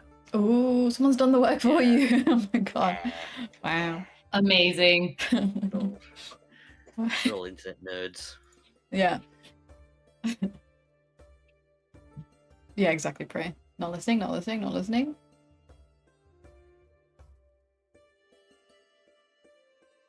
But I really want to know. Imagine if I just didn't come back right now. The drama. Oh my god, Docs is just like, actually, I'm tired of Athale. I would like to play a third character, please. Athale just leaves.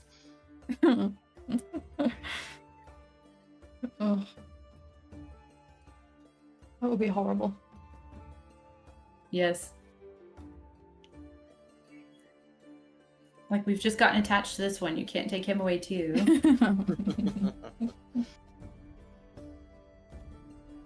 So I died. So I died. Anyways, I'm dead. I assume Tom's already I saw put somebody. in... Oh, go ahead. What? No, you go. I was gonna say I saw somebody talk about a funny warlock build where they're just basically like a streamer and like chat is their patron and that's where they get their power from. So how funny it would be to like have to do their like phone up like, oh, we're about to go into this dungeon. I could use some spell slots back. Like, you saw that, Prey? Yeah, it was really funny of a concept. Just have all possible actions tied to a chat redeem for so many points. Yeah, Oh yeah. my god. Yeah, it was Zach Speaks Giant was one who read it, but he reads a lot of things that other people write. So I don't know if it was his original content. I think it was just something that he found on the internet. Right, right.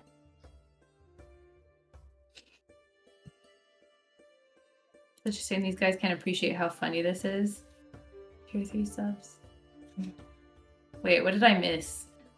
It was something that it's a reference to something I was talking to Docs about. Oh, okay. Oh, that's why we can't. Okay. Yeah. Yeah, we can't appreciate it, unfortunately.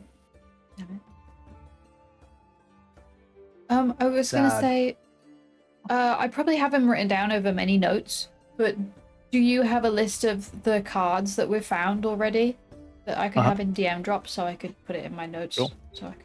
Thank you. Yeah, I usually write. I'm not taking notes today because you would hear me thunking on the keyboard constantly while we were talking. But yeah, I usually write down the cards, and I haven't gone and centralized them yet. So that would be super fab. Yeah. Oh, I've definitely written them all down, but they're all in physical form. Fortunately, there's no way to search such a thing. Yeah, Yeah. I at least have Control F Pleasure at my mistake. disposal. Yeah. Yeah. Well, I've just got so many D&D themed notebooks. Sure, you gotta use them. Yeah, you got to use Honestly, them, right? fair enough. Yeah. Fair enough. I went through a phase where we would go to Half Price Books like once a week, and I would just keep finding little journals that were really beautiful, and I would buy them, and I just have like a whole shelf, and most of them are empty. And I'm like, I've really gotta do something with these or get rid of them. Like, We were playing a board game earlier. Castle Crashers, not Castle Crashers, Castle Panic. Castle Crash is a completely different thing. Castle Panic. And we felt quite strongly that the die was weighted, like it was not a well balanced die at all. What? So it probably was fine, but like every time we rolled it, we were like, we're getting the same number again. Yeah, again. it did not feel like it was well balanced at all. So I actually got a chance to use one of my own D6s that I have from like sets of D&D dice that are on my shelf that I never use ever, but I finally got a chance to use one because one of the dice that came with the game was poorly balanced.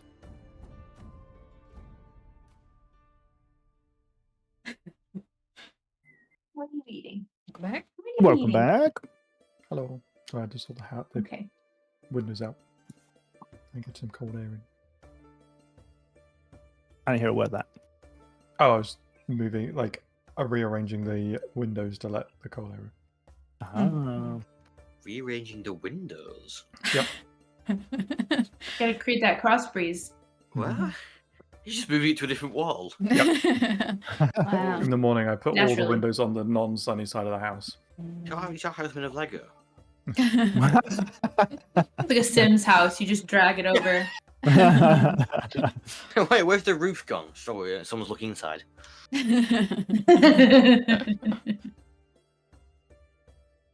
Okay. So let's return to our game of D&D. You guys have had a wonderful night's sleep. Everyone except Nerily. Nerily. You're somebody who occasionally dreams. Historically, you would almost dream every single night, if not every single night. And then came a moment where everything changed and those dreams went away. Since then, you have had sparse few dreams. One of the last ones that you remember having was the sounds of chains clinking. The way that you communicate to your mother, the angel Seraphina, is through these dreams, or rather the way that she communicates with you. They've always been carrying some kind of message or some sort of prophetic ability that you've been missing dreadfully. But also that maternal connection, something that has made you feel whole and supported and loved and sure of yourself, no matter what, has been wrenched away from you. So when you are sleeping and you start to hear things without waking up and you're conscious of the fact that you are dreaming, you are almost immediately happy about it. You feel a weird, immediate sense of burst of like elation when you have the dream start, which is very quickly ripped away from you. As the only thing you hear one more time is the clinking of chains. But this time, with the addition of the rolling of wheels.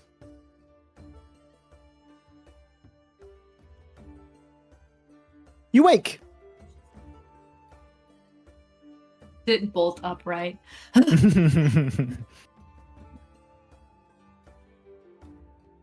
No. Nearly, you okay? Something's changing. Something's happening. What do you I don't mean? know what it is. Okay, so you know how I keep hearing chains in my sleep when I get to dream anymore? Mm-hmm. They were like rolling wheels like a wagon or a cart or something this time. And it just feels like movement, like something is evolving, something is being progressed. Mm.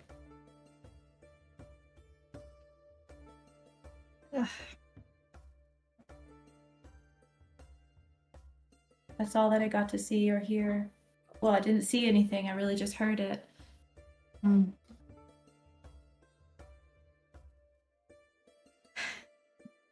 I can't wait for you to have nice dreams again. That would be nice. Mm.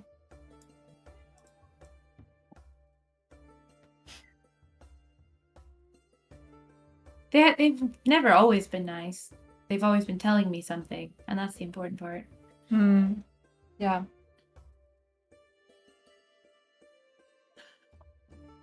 I can't believe we have to deal with this stupid court thing.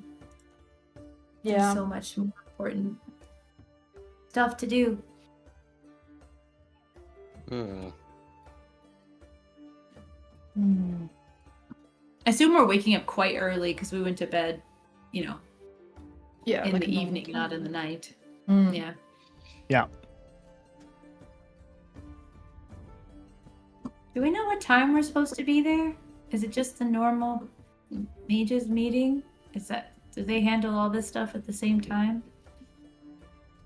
I suppose Humphrey would tell us. I think it's the How same. much of a legal system he fully understands it, to be fair. He said he read about it. Yeah. Yeah. He's a Imagine fake it is creature, just remember? on the agenda. What were you saying, Aura? I was saying to Tom, did the Just thing saying, say what time? It's okay. You don't have the document anymore. I feel but, like he said when Gup gave it to us, it was like it's tomorrow at the same Yes, time as yeah. the move. You know that it's the it will be part of the proceedings of the Council of Mages meeting. Right. Okay. So at the same time. Oh, as the other than council. that, you don't know when that is. We don't know when that is. Okay, let's go find that today. Let's have some breakfast and go figure out what time that is. Do I get my strength back that got sapped by the shadow thing? You do, yes. Yeah. Ooh, also, does Athale still look all desiccated and stuff? Or are we far enough away? You are far enough away now. Hey. Oh, lovely. Okay. You look healthier. Yeah. Yes, I feel the pull of the Shadowfell has weakened here.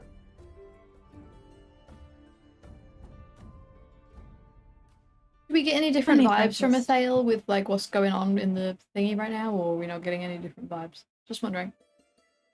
As You giving off any different with vibes today? insight. I don't think so. I mean, it probably hard to tell any different from the yesterday you had very drab and like almost very tired kind of Athale, and now seems much chirpier, but that's probably just because he's not being drained by the Okay. Shadowfell.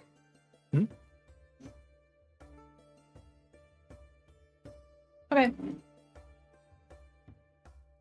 Well, my bike's here, and my bike is telling me that we need to leave. Oh my god. That was so loud. Shut the window. I'm making eggs. We definitely Okay. have some of those. Yeah. Oh.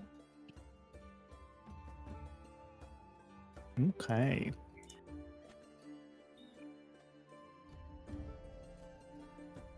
So we're gonna eat our lunch, eat our breakfast, and get going. Is that right? Mm-hmm. Uh-huh. Yeah. We need to find out when this meeting is, in case Mhm. it's like an all-day thing. Yeah. Sure. And you plan on finding that out how? Going there and going. Turning up. Hey, when's cool. this happening? That's perfect because as you arrive, you start to see a steady stream of wizard folk into the building. Sweet. Oh, great! It's now. Good job we got here. Oh wait, aren't we as and or and I not allowed in? So I think there we're are allowed in, but we can't say anything, right? there are two distinct kind of seating arrangements. Those for kind of full-blooded spellcasters, and those for those Normies. are not considered full spellcasters. I mean, if they It's think probably they also- can silence me, we're gonna have a hard time doing that. It's possibly also different if you are being sued and you are on the stand. Yeah, yeah. Yeah.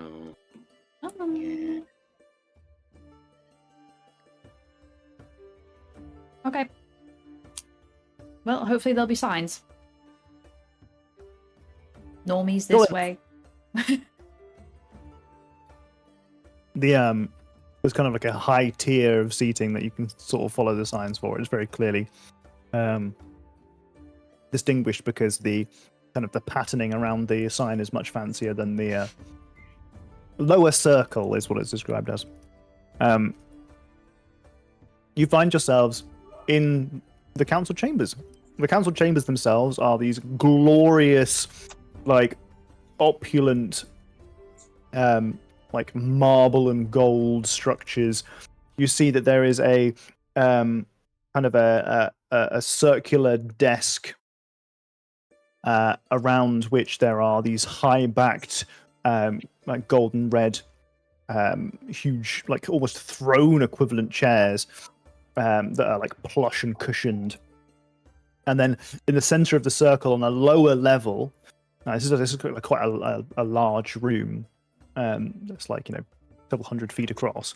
There is a separate flooring where all of the like half spellcasters sit on a completely different tier.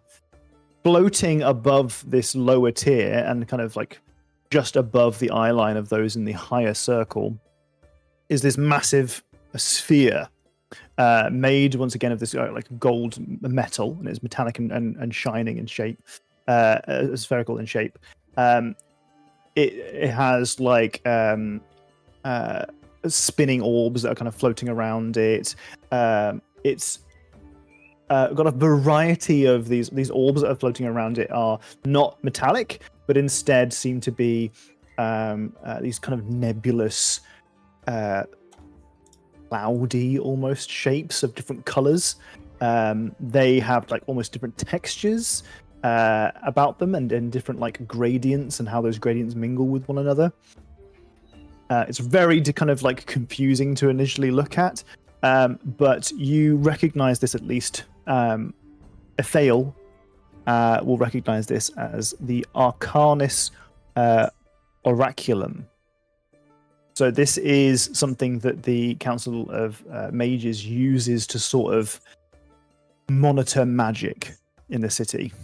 It gives sort of a very difficult to read overview of like the schools of magic that are being used and in what quantities.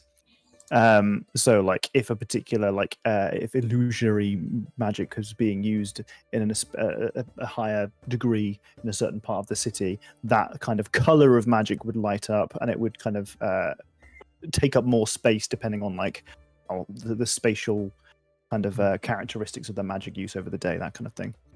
And right now it is a mess. The distinct colors no longer are distinct. You see many of them are kind of like hazy and mixed together. You can spend some time investigating that in greater detail if you'd like, but you note a couple of other people of worthy of recognizing as they take their seats, especially in the higher circle, because you see Eleron Felos come and join you. He's not sat next to you. He's a couple of seats away.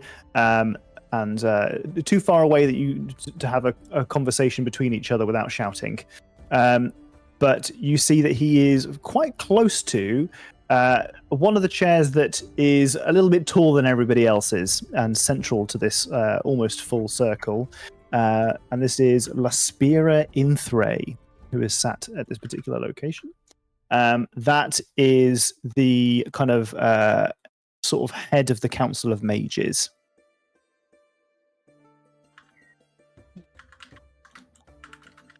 So she's not necessarily a war wizard, but she is the head of the Council of Mages. Can you put that name somewhere? Yeah. Please. Thank you.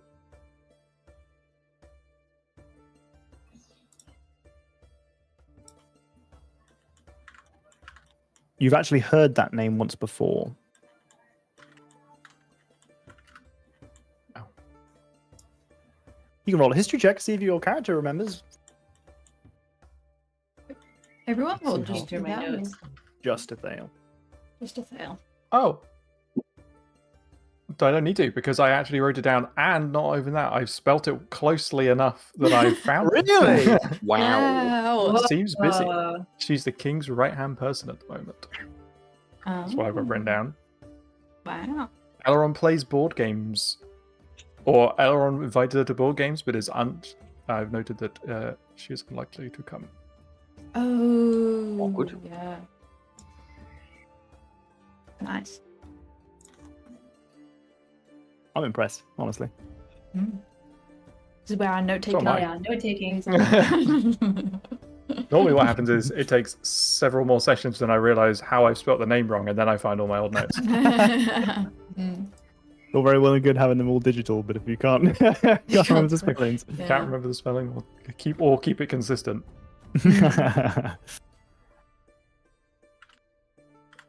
So each of you take your seats in your respective circles.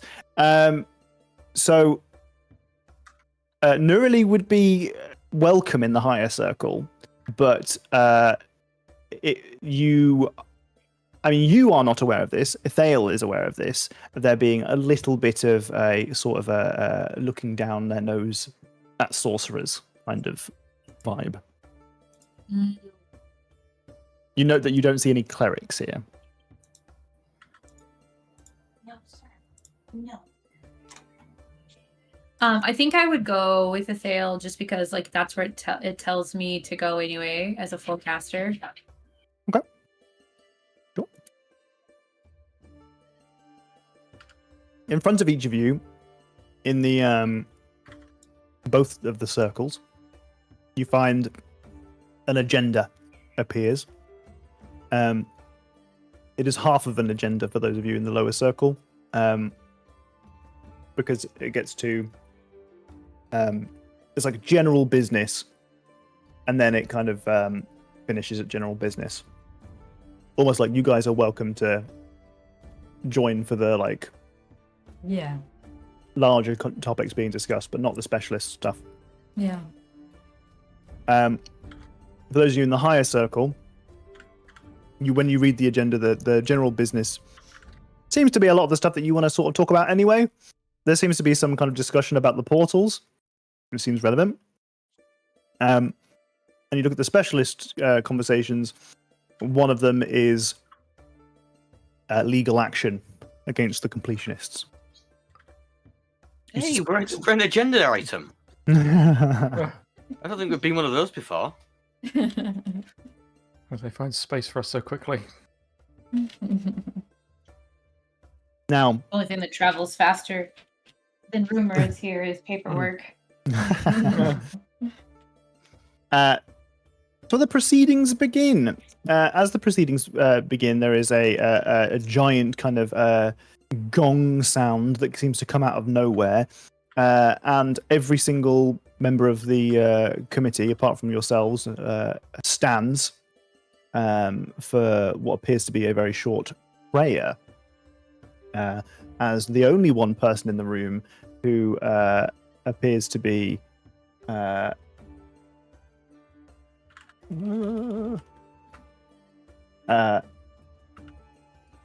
some sort of cleric is that of a cleric of Azuth. Azuth Do I know is... who that is? Okay, perfect. Well, Fable will definitely know it. You can roll me a religion check if you'd like to get a little bit more out of it. But Azuth is the god of kind of spell casting. So a spell casting and arcane magic. So whilst Mystra is the goddess of like the weave and magic in a broader scale, Azuth is more specifically like the god of wizards, really. And to a lesser extent, sorcerers. But really, anyone who uses arcane magic, Azuth is the person who's kind of like concerned with perpetuation of the magical arts as a craft. So it's not necessarily someone that you feel an awful close connection to, really. Yeah. And he sort of sits under the remit of Mystra, anyway. But there is a short prayer to Azuth where some people were kind of mumble their way through the words, others not quite so much. The first agenda items include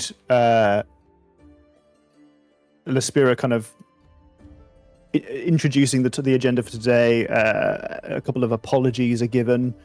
People who are unable to make it, but only people from the higher circle and of note. And as the agenda goes, one of the first agenda items is an obituary notice for Liarum Steadyquill and Judor Irongaze, who have passed away since the last council. Who knows how or why, but they have both been killed. They are no longer with us. Allegedly. The second agenda item that comes up is something being banned. Now, something that occurs is a very poor distinction between the College of War Wizards and the Council of Mages. The College of War Wizards is the school in which war wizards are trained, war wizards being like sort of the army of wizards that are also sort of used as a policing and governing body throughout Cormyr. So a war wizard will be assigned to each town within Cormyr, for example, not necessarily to act as the be-all and end-all of all kind of like policing and law, but more as a defensive force, because Cormyr has historically been attacked an awful lot. Now, that sort of blends in sometimes with the Council of Mages, and lots of the topics that get discussed overlap. So one of the topics that gets discussed in the agenda item is that something has been banned. It's some kind of mimetic spell about hexagons and heptagons. The students at the school keep repeating it, and it's been banned in all the classrooms, and now they've also banned it at the council meetings. The next is several items of form that are being added to the law offices downstairs that you've previously ventured into. The new forms are BN-BN 6-9, B33P, B00P, and N4N4. You note that whilst each of these kind of agenda items is being discussed, the voices of the people around you are most often quite muted and quiet. They might be discussing amongst themselves. Those, especially of Lespira and some of the people near the kind of the head of the table, as it were, appear to have their voices amplified in some way. You quickly realize that there are kind of like speaking stones almost in front of them, so that everyone can hear their voices a little bit louder. Whilst this seems to be a council where, for the most part, not everyone is coming in here equally. They are not quite as opaque about their preference for some of these higher ranked mages, as it were, politically speaking. So you note that Elrond tends to lend his voice to many of the conversation points that are being discussed. It seems a little bit like to you like he's trying to like elbow his way back in as a spellcaster of note in the council. And he largely seems to be doing it by agreeing with pretty much anything that Lespira has to say. It doesn't initially indicate you don't feel like a sense of embarrassment from it, but it is something that feels a little bit like weird. You're not sure if it's like a political thing, like everyone sort of has to do it, like it's a game that needs to be played. But you're also kind of aware of his weird position in the world right now. Which becomes a point of contention because one of the agenda items is the lawful status of permanent simulacra. So this is a point that is discussed for quite some time by the higher circle. Nobody in the lower circle really is able to lend their voice to this. And Elrond keeps himself surprisingly quiet on the topic. Well, that's cool. It's unclear how the topic is, who's brought it to table, but it is discussed with some fervor whether or not permanent simulacra are, given equal rights, as it were.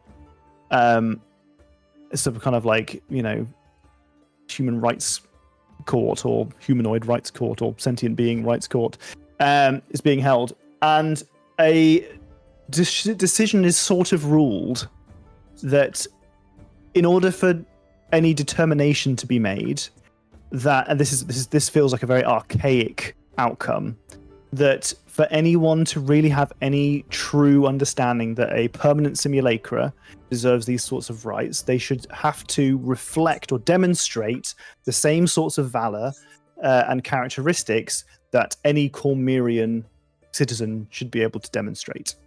So a item of this discussion that is sort of the full stop on the agenda item is that should any permanent simulacra wish to make their statement that they are an individual person and that they get their own rights, and that they are unique unto themselves, that they would need to complete some sort of act of valor.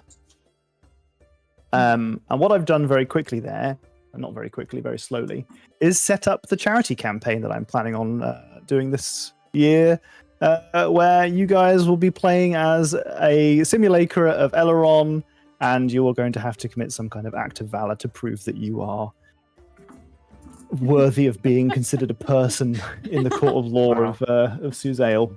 Nice. Shit. So that's what we'll be doing for that when that occurs. Who knows when the fuck that's going to occur, but that's my idea that I'm running with for now. And now that I've said it out loud, I've got to lock it in. It's canon now. You've got to do it. Okie dokie. So the last agenda item after everyone else has left is the legal proceedings. Lespira himself leaves at this point. No, sorry, it's not the legal proceedings. But it is relevant directly to you, which is why I got it confused. It's the portals. During the previous one, which Yeah. is really long and boring, can I have studied the magic thing in the middle? Absolutely, you can. Yeah. Roll me on Arcana check. Can't follow this.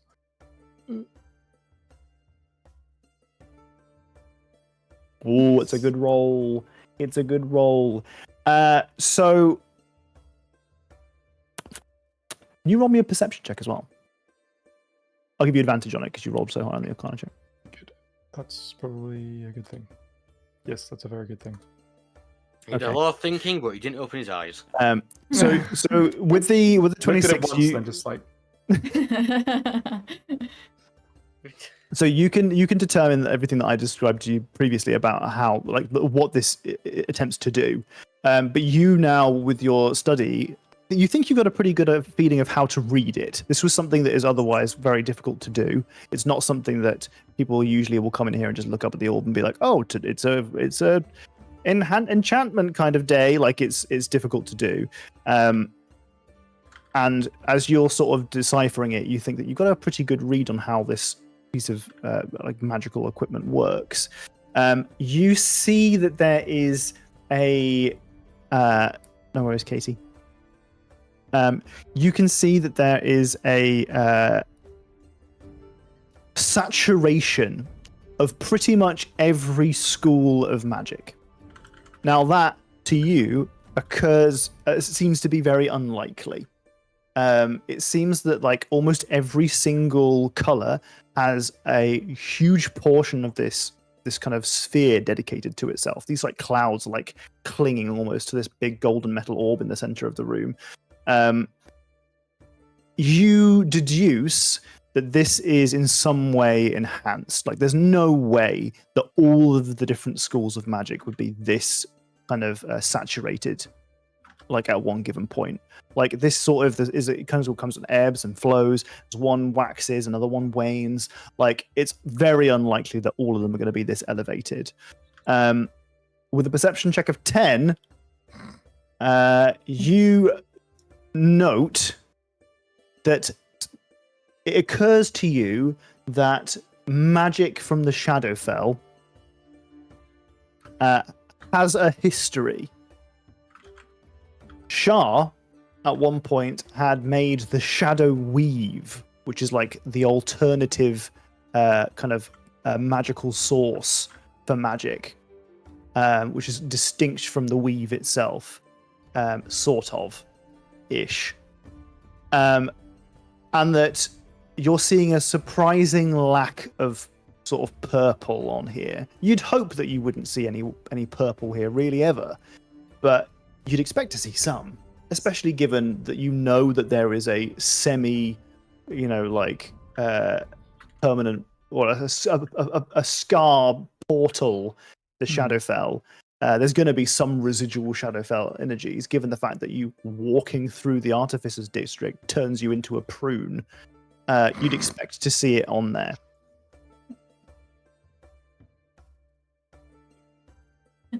I'll get them off. If the shadow fell, get them off. Help!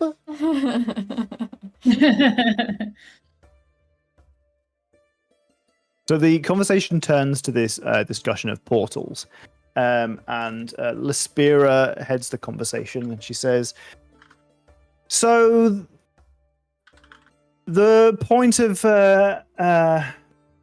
portal problems, as was defined by Tavernant's tellings some weeks past, appears to have resolved itself. Does anyone have any information about how this was resolved? I've got some reports from the Purple Dragon Knights who have cordoned off the Artificers District."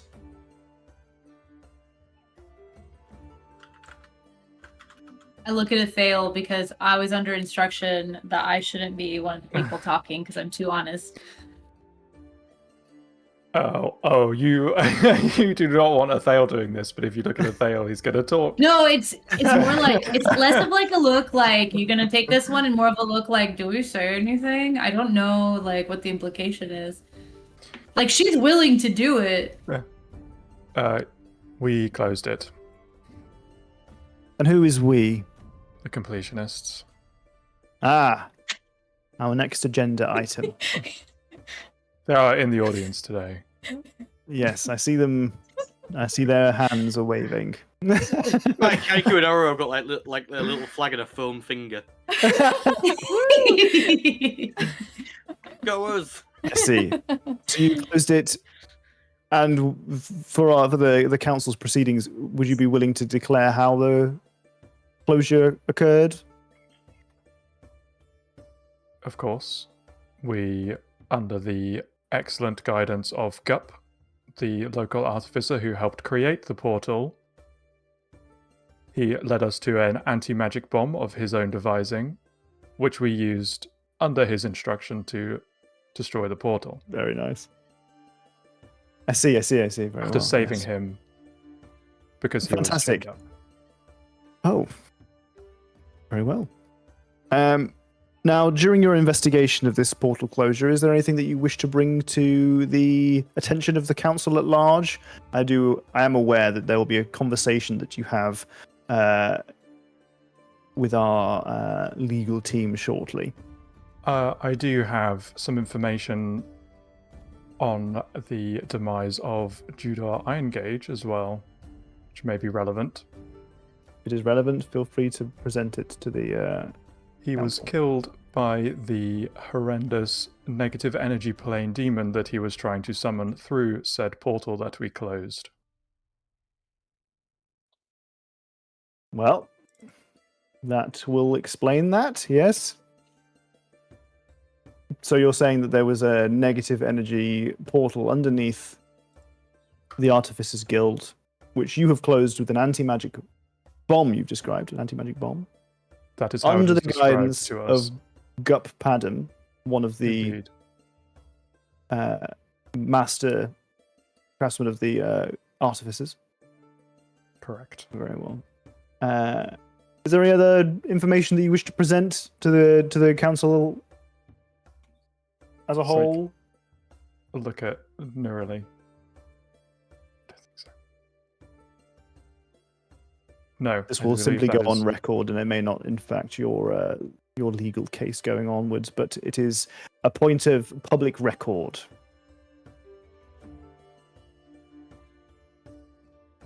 I'm legitimately trying to think if there's anything else that we need to, like, not even just like need to disclose, but like is relevant to like the public record. Is there any reason to believe that this portal will be a problem? We have been advised by Gup that it has been closed sufficiently, and he did not seem to be concerned about it any further. And what is your expert opinion? You sit in the high circle? I have my concerns. I feel walking near the portal, I can feel the pull of the planes that it was connected to previously. Whether this is a lingering scar or whether this is a permanent something that can be reopened, only time can tell. Then it seems that it was a good idea to cordon it off. At least the Purple Dragon Knights seem to have it under control. Thank you for your testimony for now. As I said, this is public record. You will have your own legal proceedings going forward. Unless anyone else has any other business to present, this will be the end of our council meeting. Very well. Onwards to our legal states, and they kind of boom, slams a little hammer. Everyone starts to stand up and leave. You in the lower circle are ushered out, and those in the higher circle are also ushered out to a separate, smaller courtroom, where you find Uligorum. Uligorum.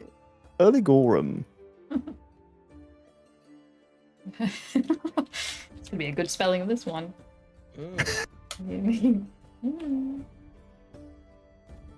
Yep, got it. His name is Oligorum Adubius. Oh. You what? Dying to look at the spelling on this. Oligorum. Yeah, I would have been Adubius. so wrong. Or Love that dubious is in his Uligorum last name. Adubius. Who appears to be some kind of legal expert. At least he appears to be in charge of your legal case. He says, "Hello, all the completionists have been brought here," and you see Gup pad in into the room and take a seat in the opposing set of pews, as it were.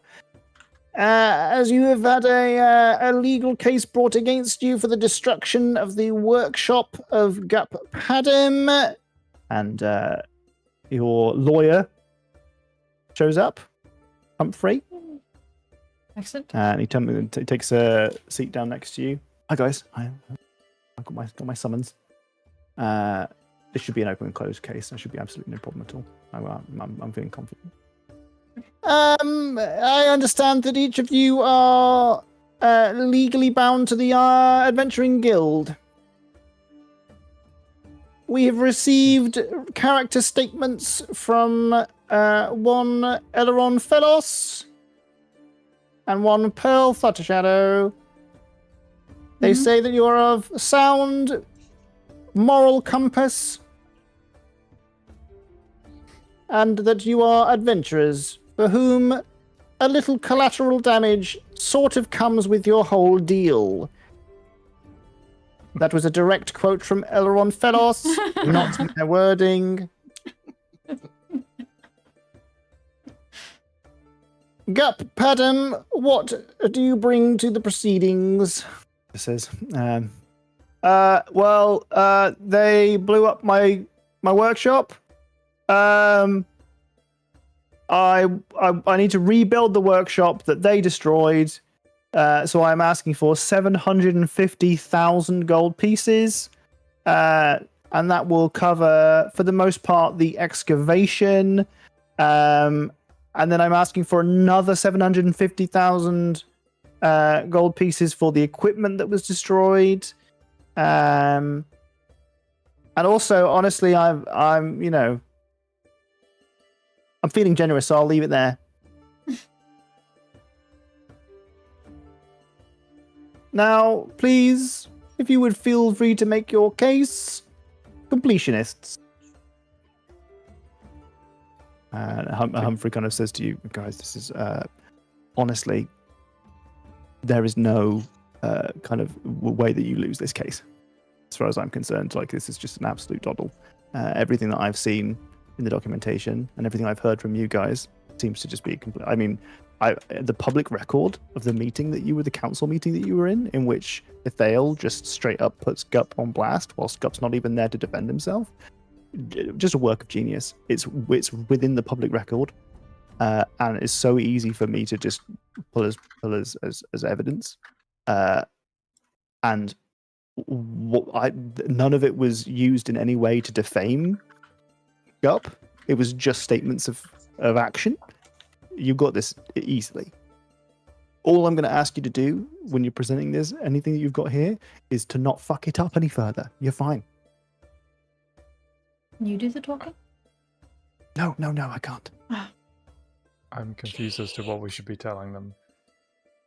All you want to be telling them is that you were there for a real natural purpose, which I'm sure you have, a real reason to be there, and that was part of your adventuring, valor. So you're within the realm of Cormyr. They are really hardcore on valor, and that's sort of worked into their ideals as like you being adventurers. If you're trying to do stuff for the greater good and for the protection of the people, then you're pretty much covered.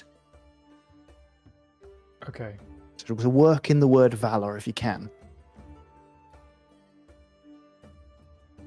You just want to come across as do-gooders who are doing good. Okay. Well, we were, so that will be easy. Amazing. Do we all talk, or is just one of us going to do the talking? So these are just the opening statements. I've looked into the kind of the expectation here, and it seems that you guys are going to be kept probably for a few days to answer some like questions, because we need to just get they're going to ask you a bunch of questions each individually about what you were doing, why you were there, all that kind of stuff, and it's going to take some time, but it's just how it works. Really, I've been to courts that are much slower than this. We should get you done within a week. A week? Yeah. With, I know, only a week. That's amazing. it's a really long time for us. No. These things usually take months and months.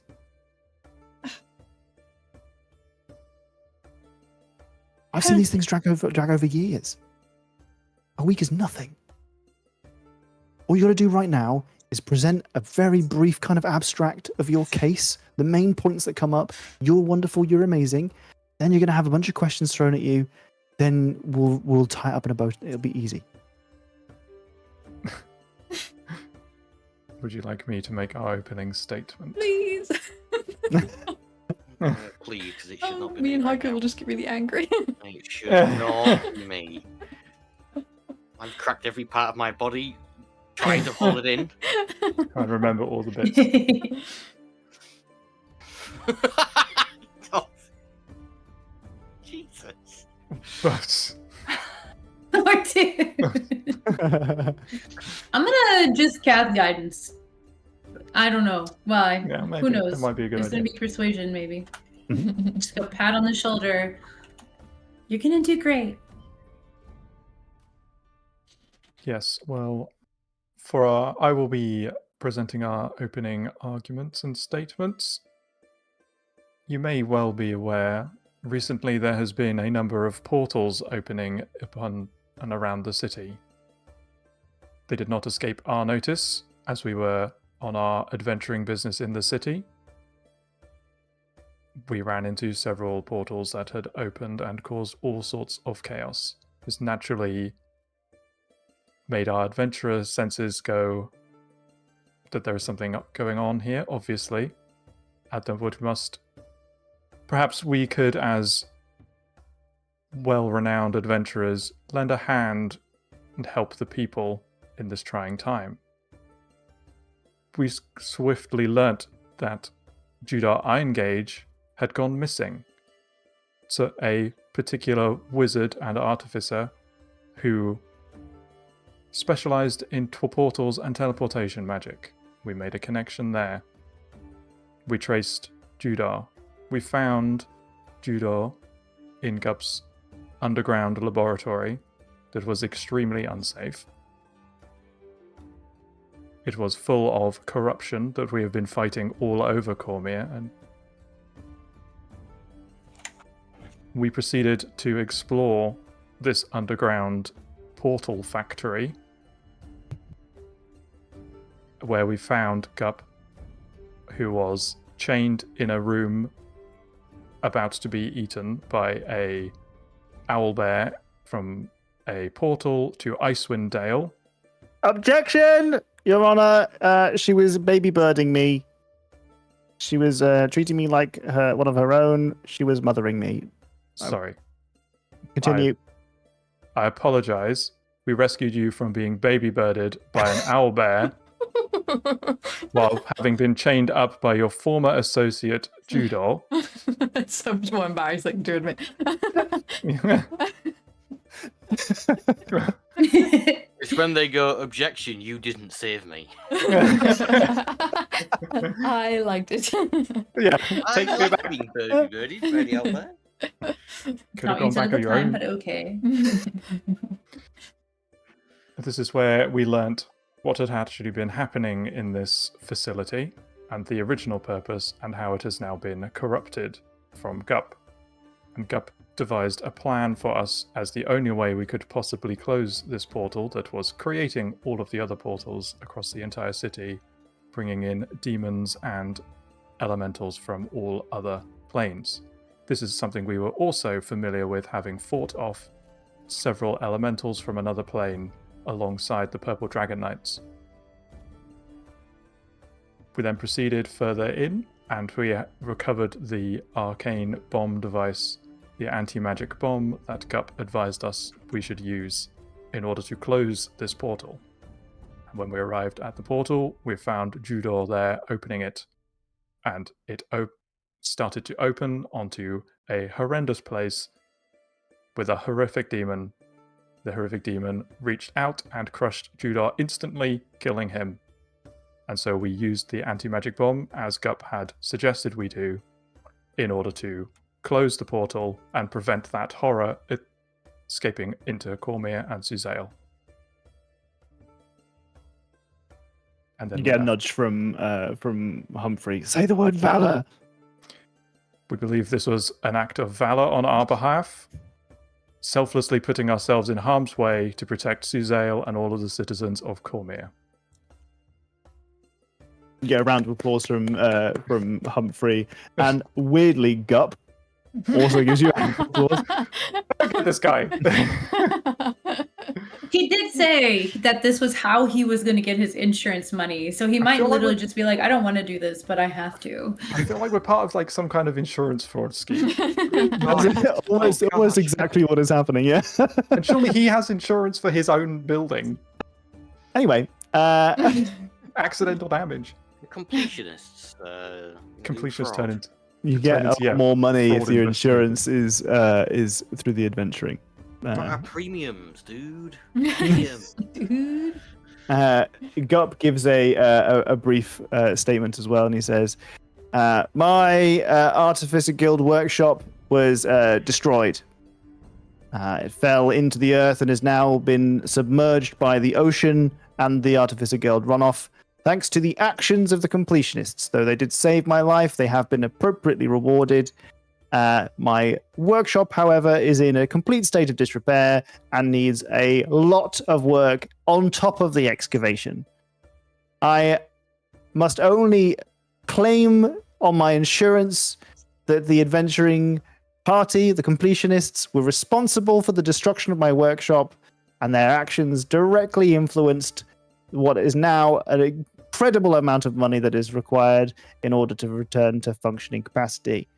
They did save me from being baby birded. And they brought Judor Irongaze. Or, well, they tried to bring out Judor Irongaze, but he did sort of just... I mean, they said that he's dead. And regardless, that's all I had to say. Thank you. You are going to roll a persuasion check for me, please, with advantage. And guidance. Guidance. And you can have my D6 as well. Cool. It's guidance 1d4. Yeah. C4. Mm-hmm.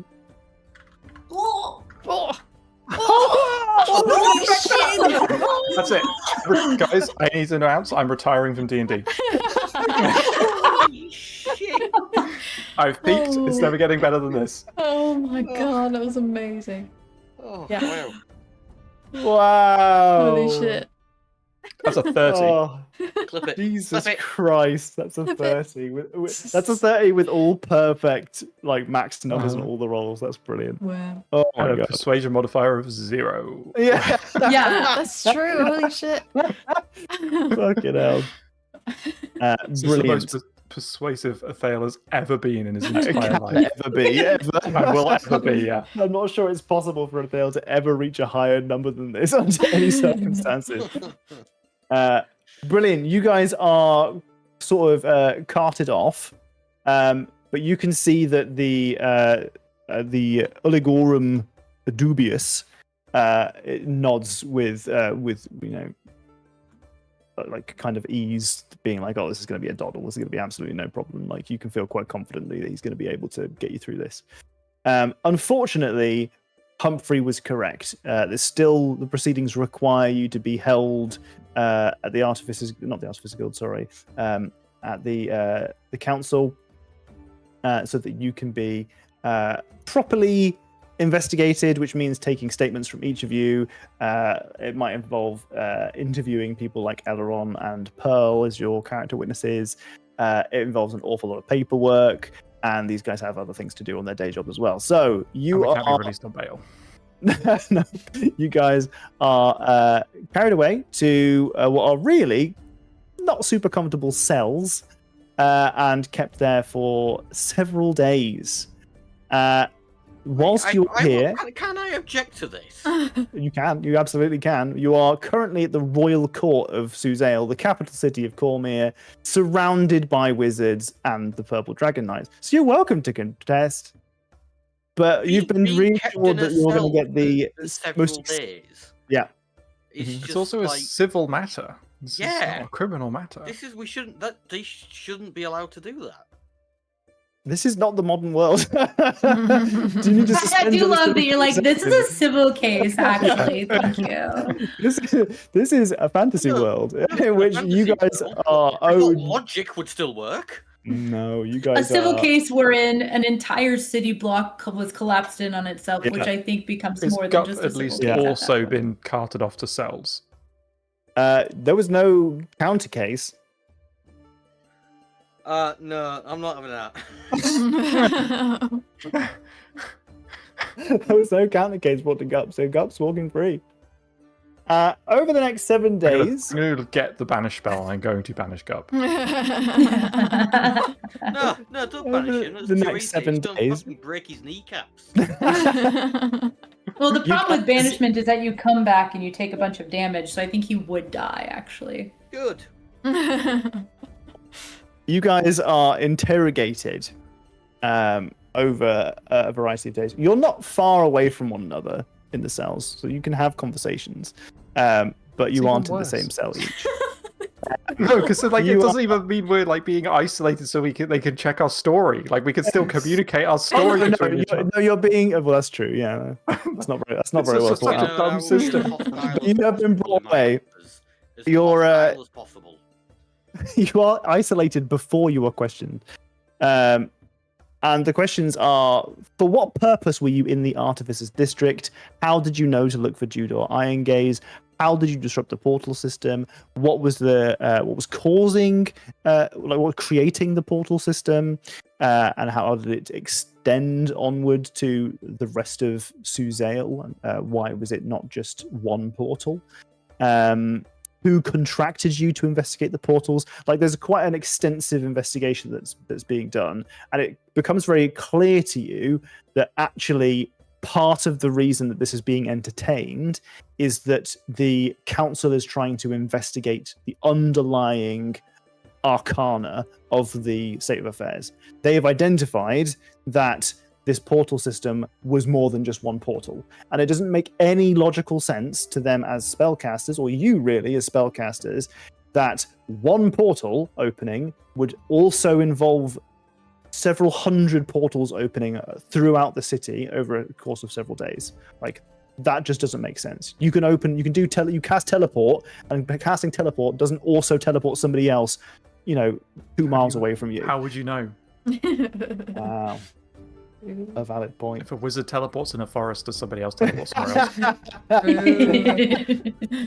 So you end up having this, what feels like to you, lengthy process, but really what is happening is you're being interrogated for a greater understanding of this overall kind of like magical problem.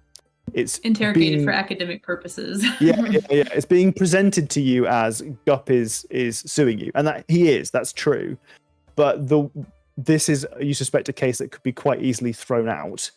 They are placating Gup so that they can more fully question you guys and come down to it that like a clearer kind of understanding.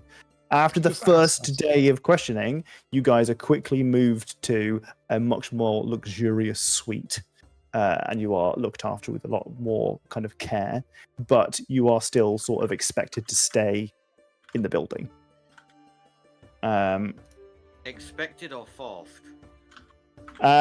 Yes. Depends. Are you going to try and leave? Because someone will stop you. We can't go anywhere. It's the principal, Laura. It's the principal. You're a bit quiet, but I could tell that you said principal. It's the principal. I know it's the principal, but then we might have to stay for longer if you think that we're leaving to do something and blah blah blah blah blah. Yeah. We need to do something. Anything but being here. Well, what? We'll go outside and then we'll have another problem to deal with. At least in here, this is the only problem we got to deal with. You're on forced vacation. Yeah, this is forced vacation. We must You're in a relax. nice suite This now. is staycation. Oro gets a fan out of her pocket. We must relax. So you're This not is fed our up only with it. option. Haiku's not a fan of forced anything. Oh. Okay. At the end of the interrogation, as again, this is about 7 days, you do see Humphrey again. And he goes, "Wasn't that a doddle? Fuck off. Excuse me." Hey, we love Humphrey. don't You've done a we? very good job, and we're not used to this. Yes, and there are sorry, important Humphrey. things that need to be done, and so we're grumpy about it. Yeah, it's not on you. I retract that fuck off. I'll save it for a guard I walk past. Okay. Well, all right. Whilst you were held up, I received some correspondence for you. Mm. Whilst you're otherwise occupied in legal matters, all correspondence is forwarded through me. Oh, wow. I received a note from one an NPC. Okay. That's one of the guards we saved. Oh yes. So an NPC sent a note that said, I'm not sure what it means. It says G.S has returned to Suzale. Okay. Interesting. It worked. When did you get that note? Yesterday. Remember when I said there was a cart moving? Mm. We were just stuck here. Yeah. I dreamt. I have dreams. It's a whole thing. Thank you for telling us. No problem.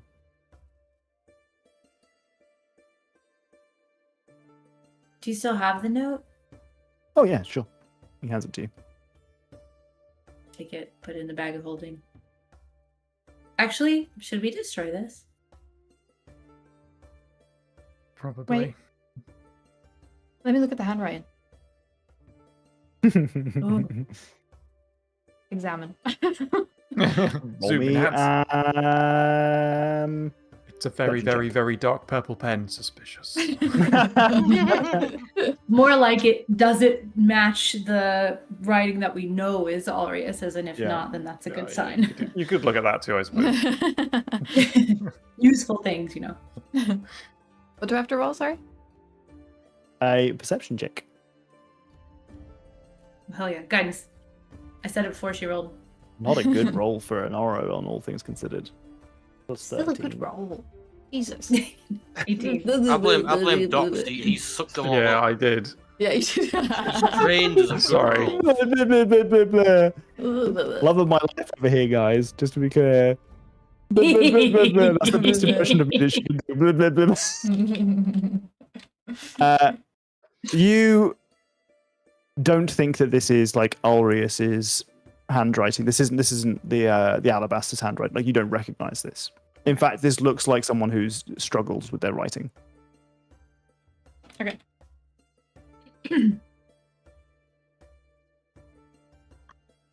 Okay, do you want to eat Perhaps it? Tycho should. Yeah, that's the same idea.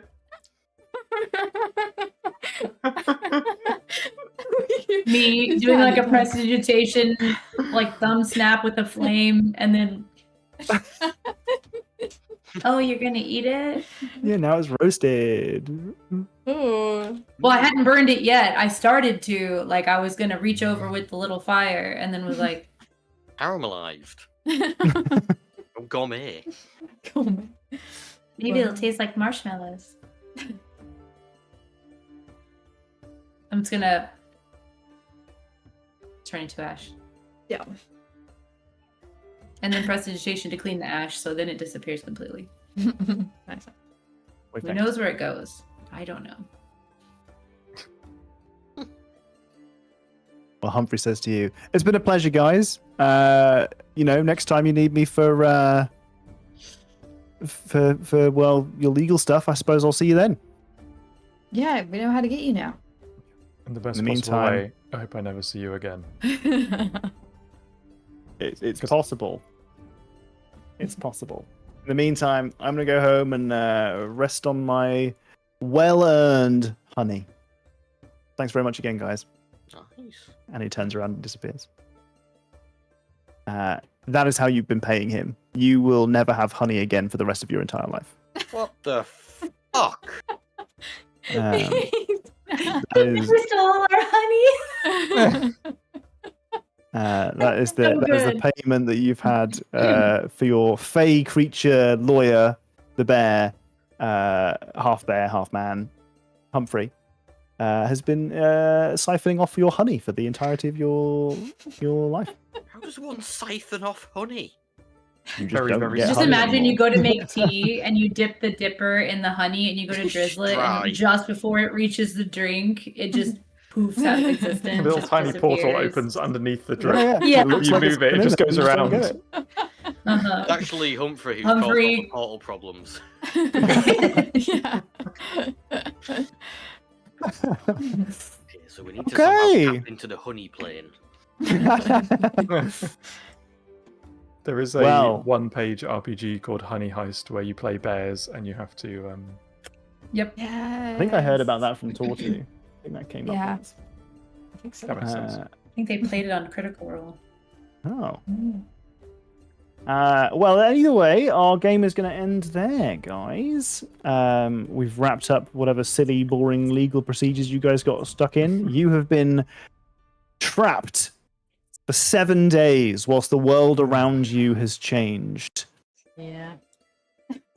Hmm. Yeah. Yep. Mad Can we about sue Gut for all the damage that's been caused now because he got us caught up in legal proceedings? Yeah. I think Nathaniel's so. going to become extremely litigious. Yeah, I don't think we want to get into that kind of D&D. Doing it once was enough. No. You brought this upon yourself. No, we just take every you opportunity guys, we can. don't get a lot Anytime of talk to someone- these moments where I'm like, you got to do nothing for a month, or you spend a week doing blah blah blah. You use every single day put in front of you. Sometimes I need to take time away from you. Sometimes the world needs to move on without you guys interfering with absolutely everything that happens. And like I said, I've got an end game to fix after Jenny set off an anti-magic bomb 1 turn earlier than I expected her to. When I say fix, I mean alter. Your choices have changed things. That's not a bad thing. I am happy for it because it makes the Right. prep spicy. Right. What was the old message you used to get in like Morrowind? Like the thread of fate has severed. Like Oh, yeah. Return Thread to of an fate is being earlier rewritten. save, or forever live in this doomed world, or something like that. Yes, exactly. we're not in a doomed world. Don't worry. We've just got a slightly different plan of action now, and I'm happy for it. And that is where we'll call our game quits. We are unfortunately not. Well, I say unfortunately, we're not playing again next week because we're out and about. But hopefully the week after that.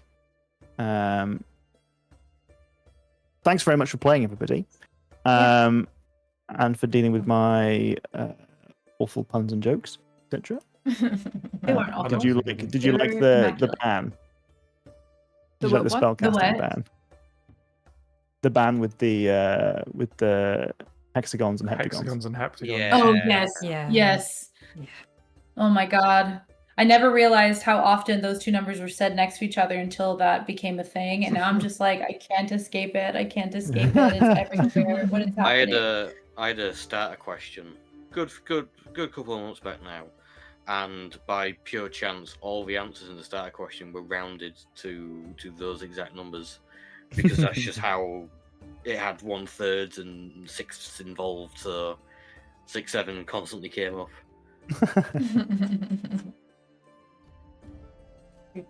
Very good, very good. Very good. Okay, I'm just trying to find someone to raid, but it's just sometimes difficult. The hardest part of streaming. Mhm. And the pictures are so small. Oh my god, Richie, that emote. Amazing. I don't know why I've never seen a shrug emote achieve that effect, but it's upsetting.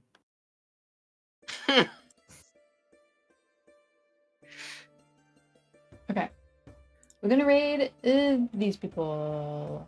They're also playing D&D. Okay. Um, Nippy dice. yeah, if you would like to join, you get some tasty channel points and a feeling of goodness in your heart. Oh, in your heart, guys, not in your pants. heart. Don't you Oh. need that today? What did you say, Tom? Way I to said in your lower the heart, tone there. Not in your pants. Oh, Wow. no. I was clarifying. Listen. Okay. Copy whichever hearts you want. You can pick whatever hearts. I'm gonna pick the end screen. We don't usually freeze anymore, but I do like to warn everyone that we might freeze, and then everyone still does a little pose just in case. We didn't freeze. Wow, look at this, it's crazy. Yeah. It's just part of the ending stream ritual now. Yeah, So it Yeah, really it is. is.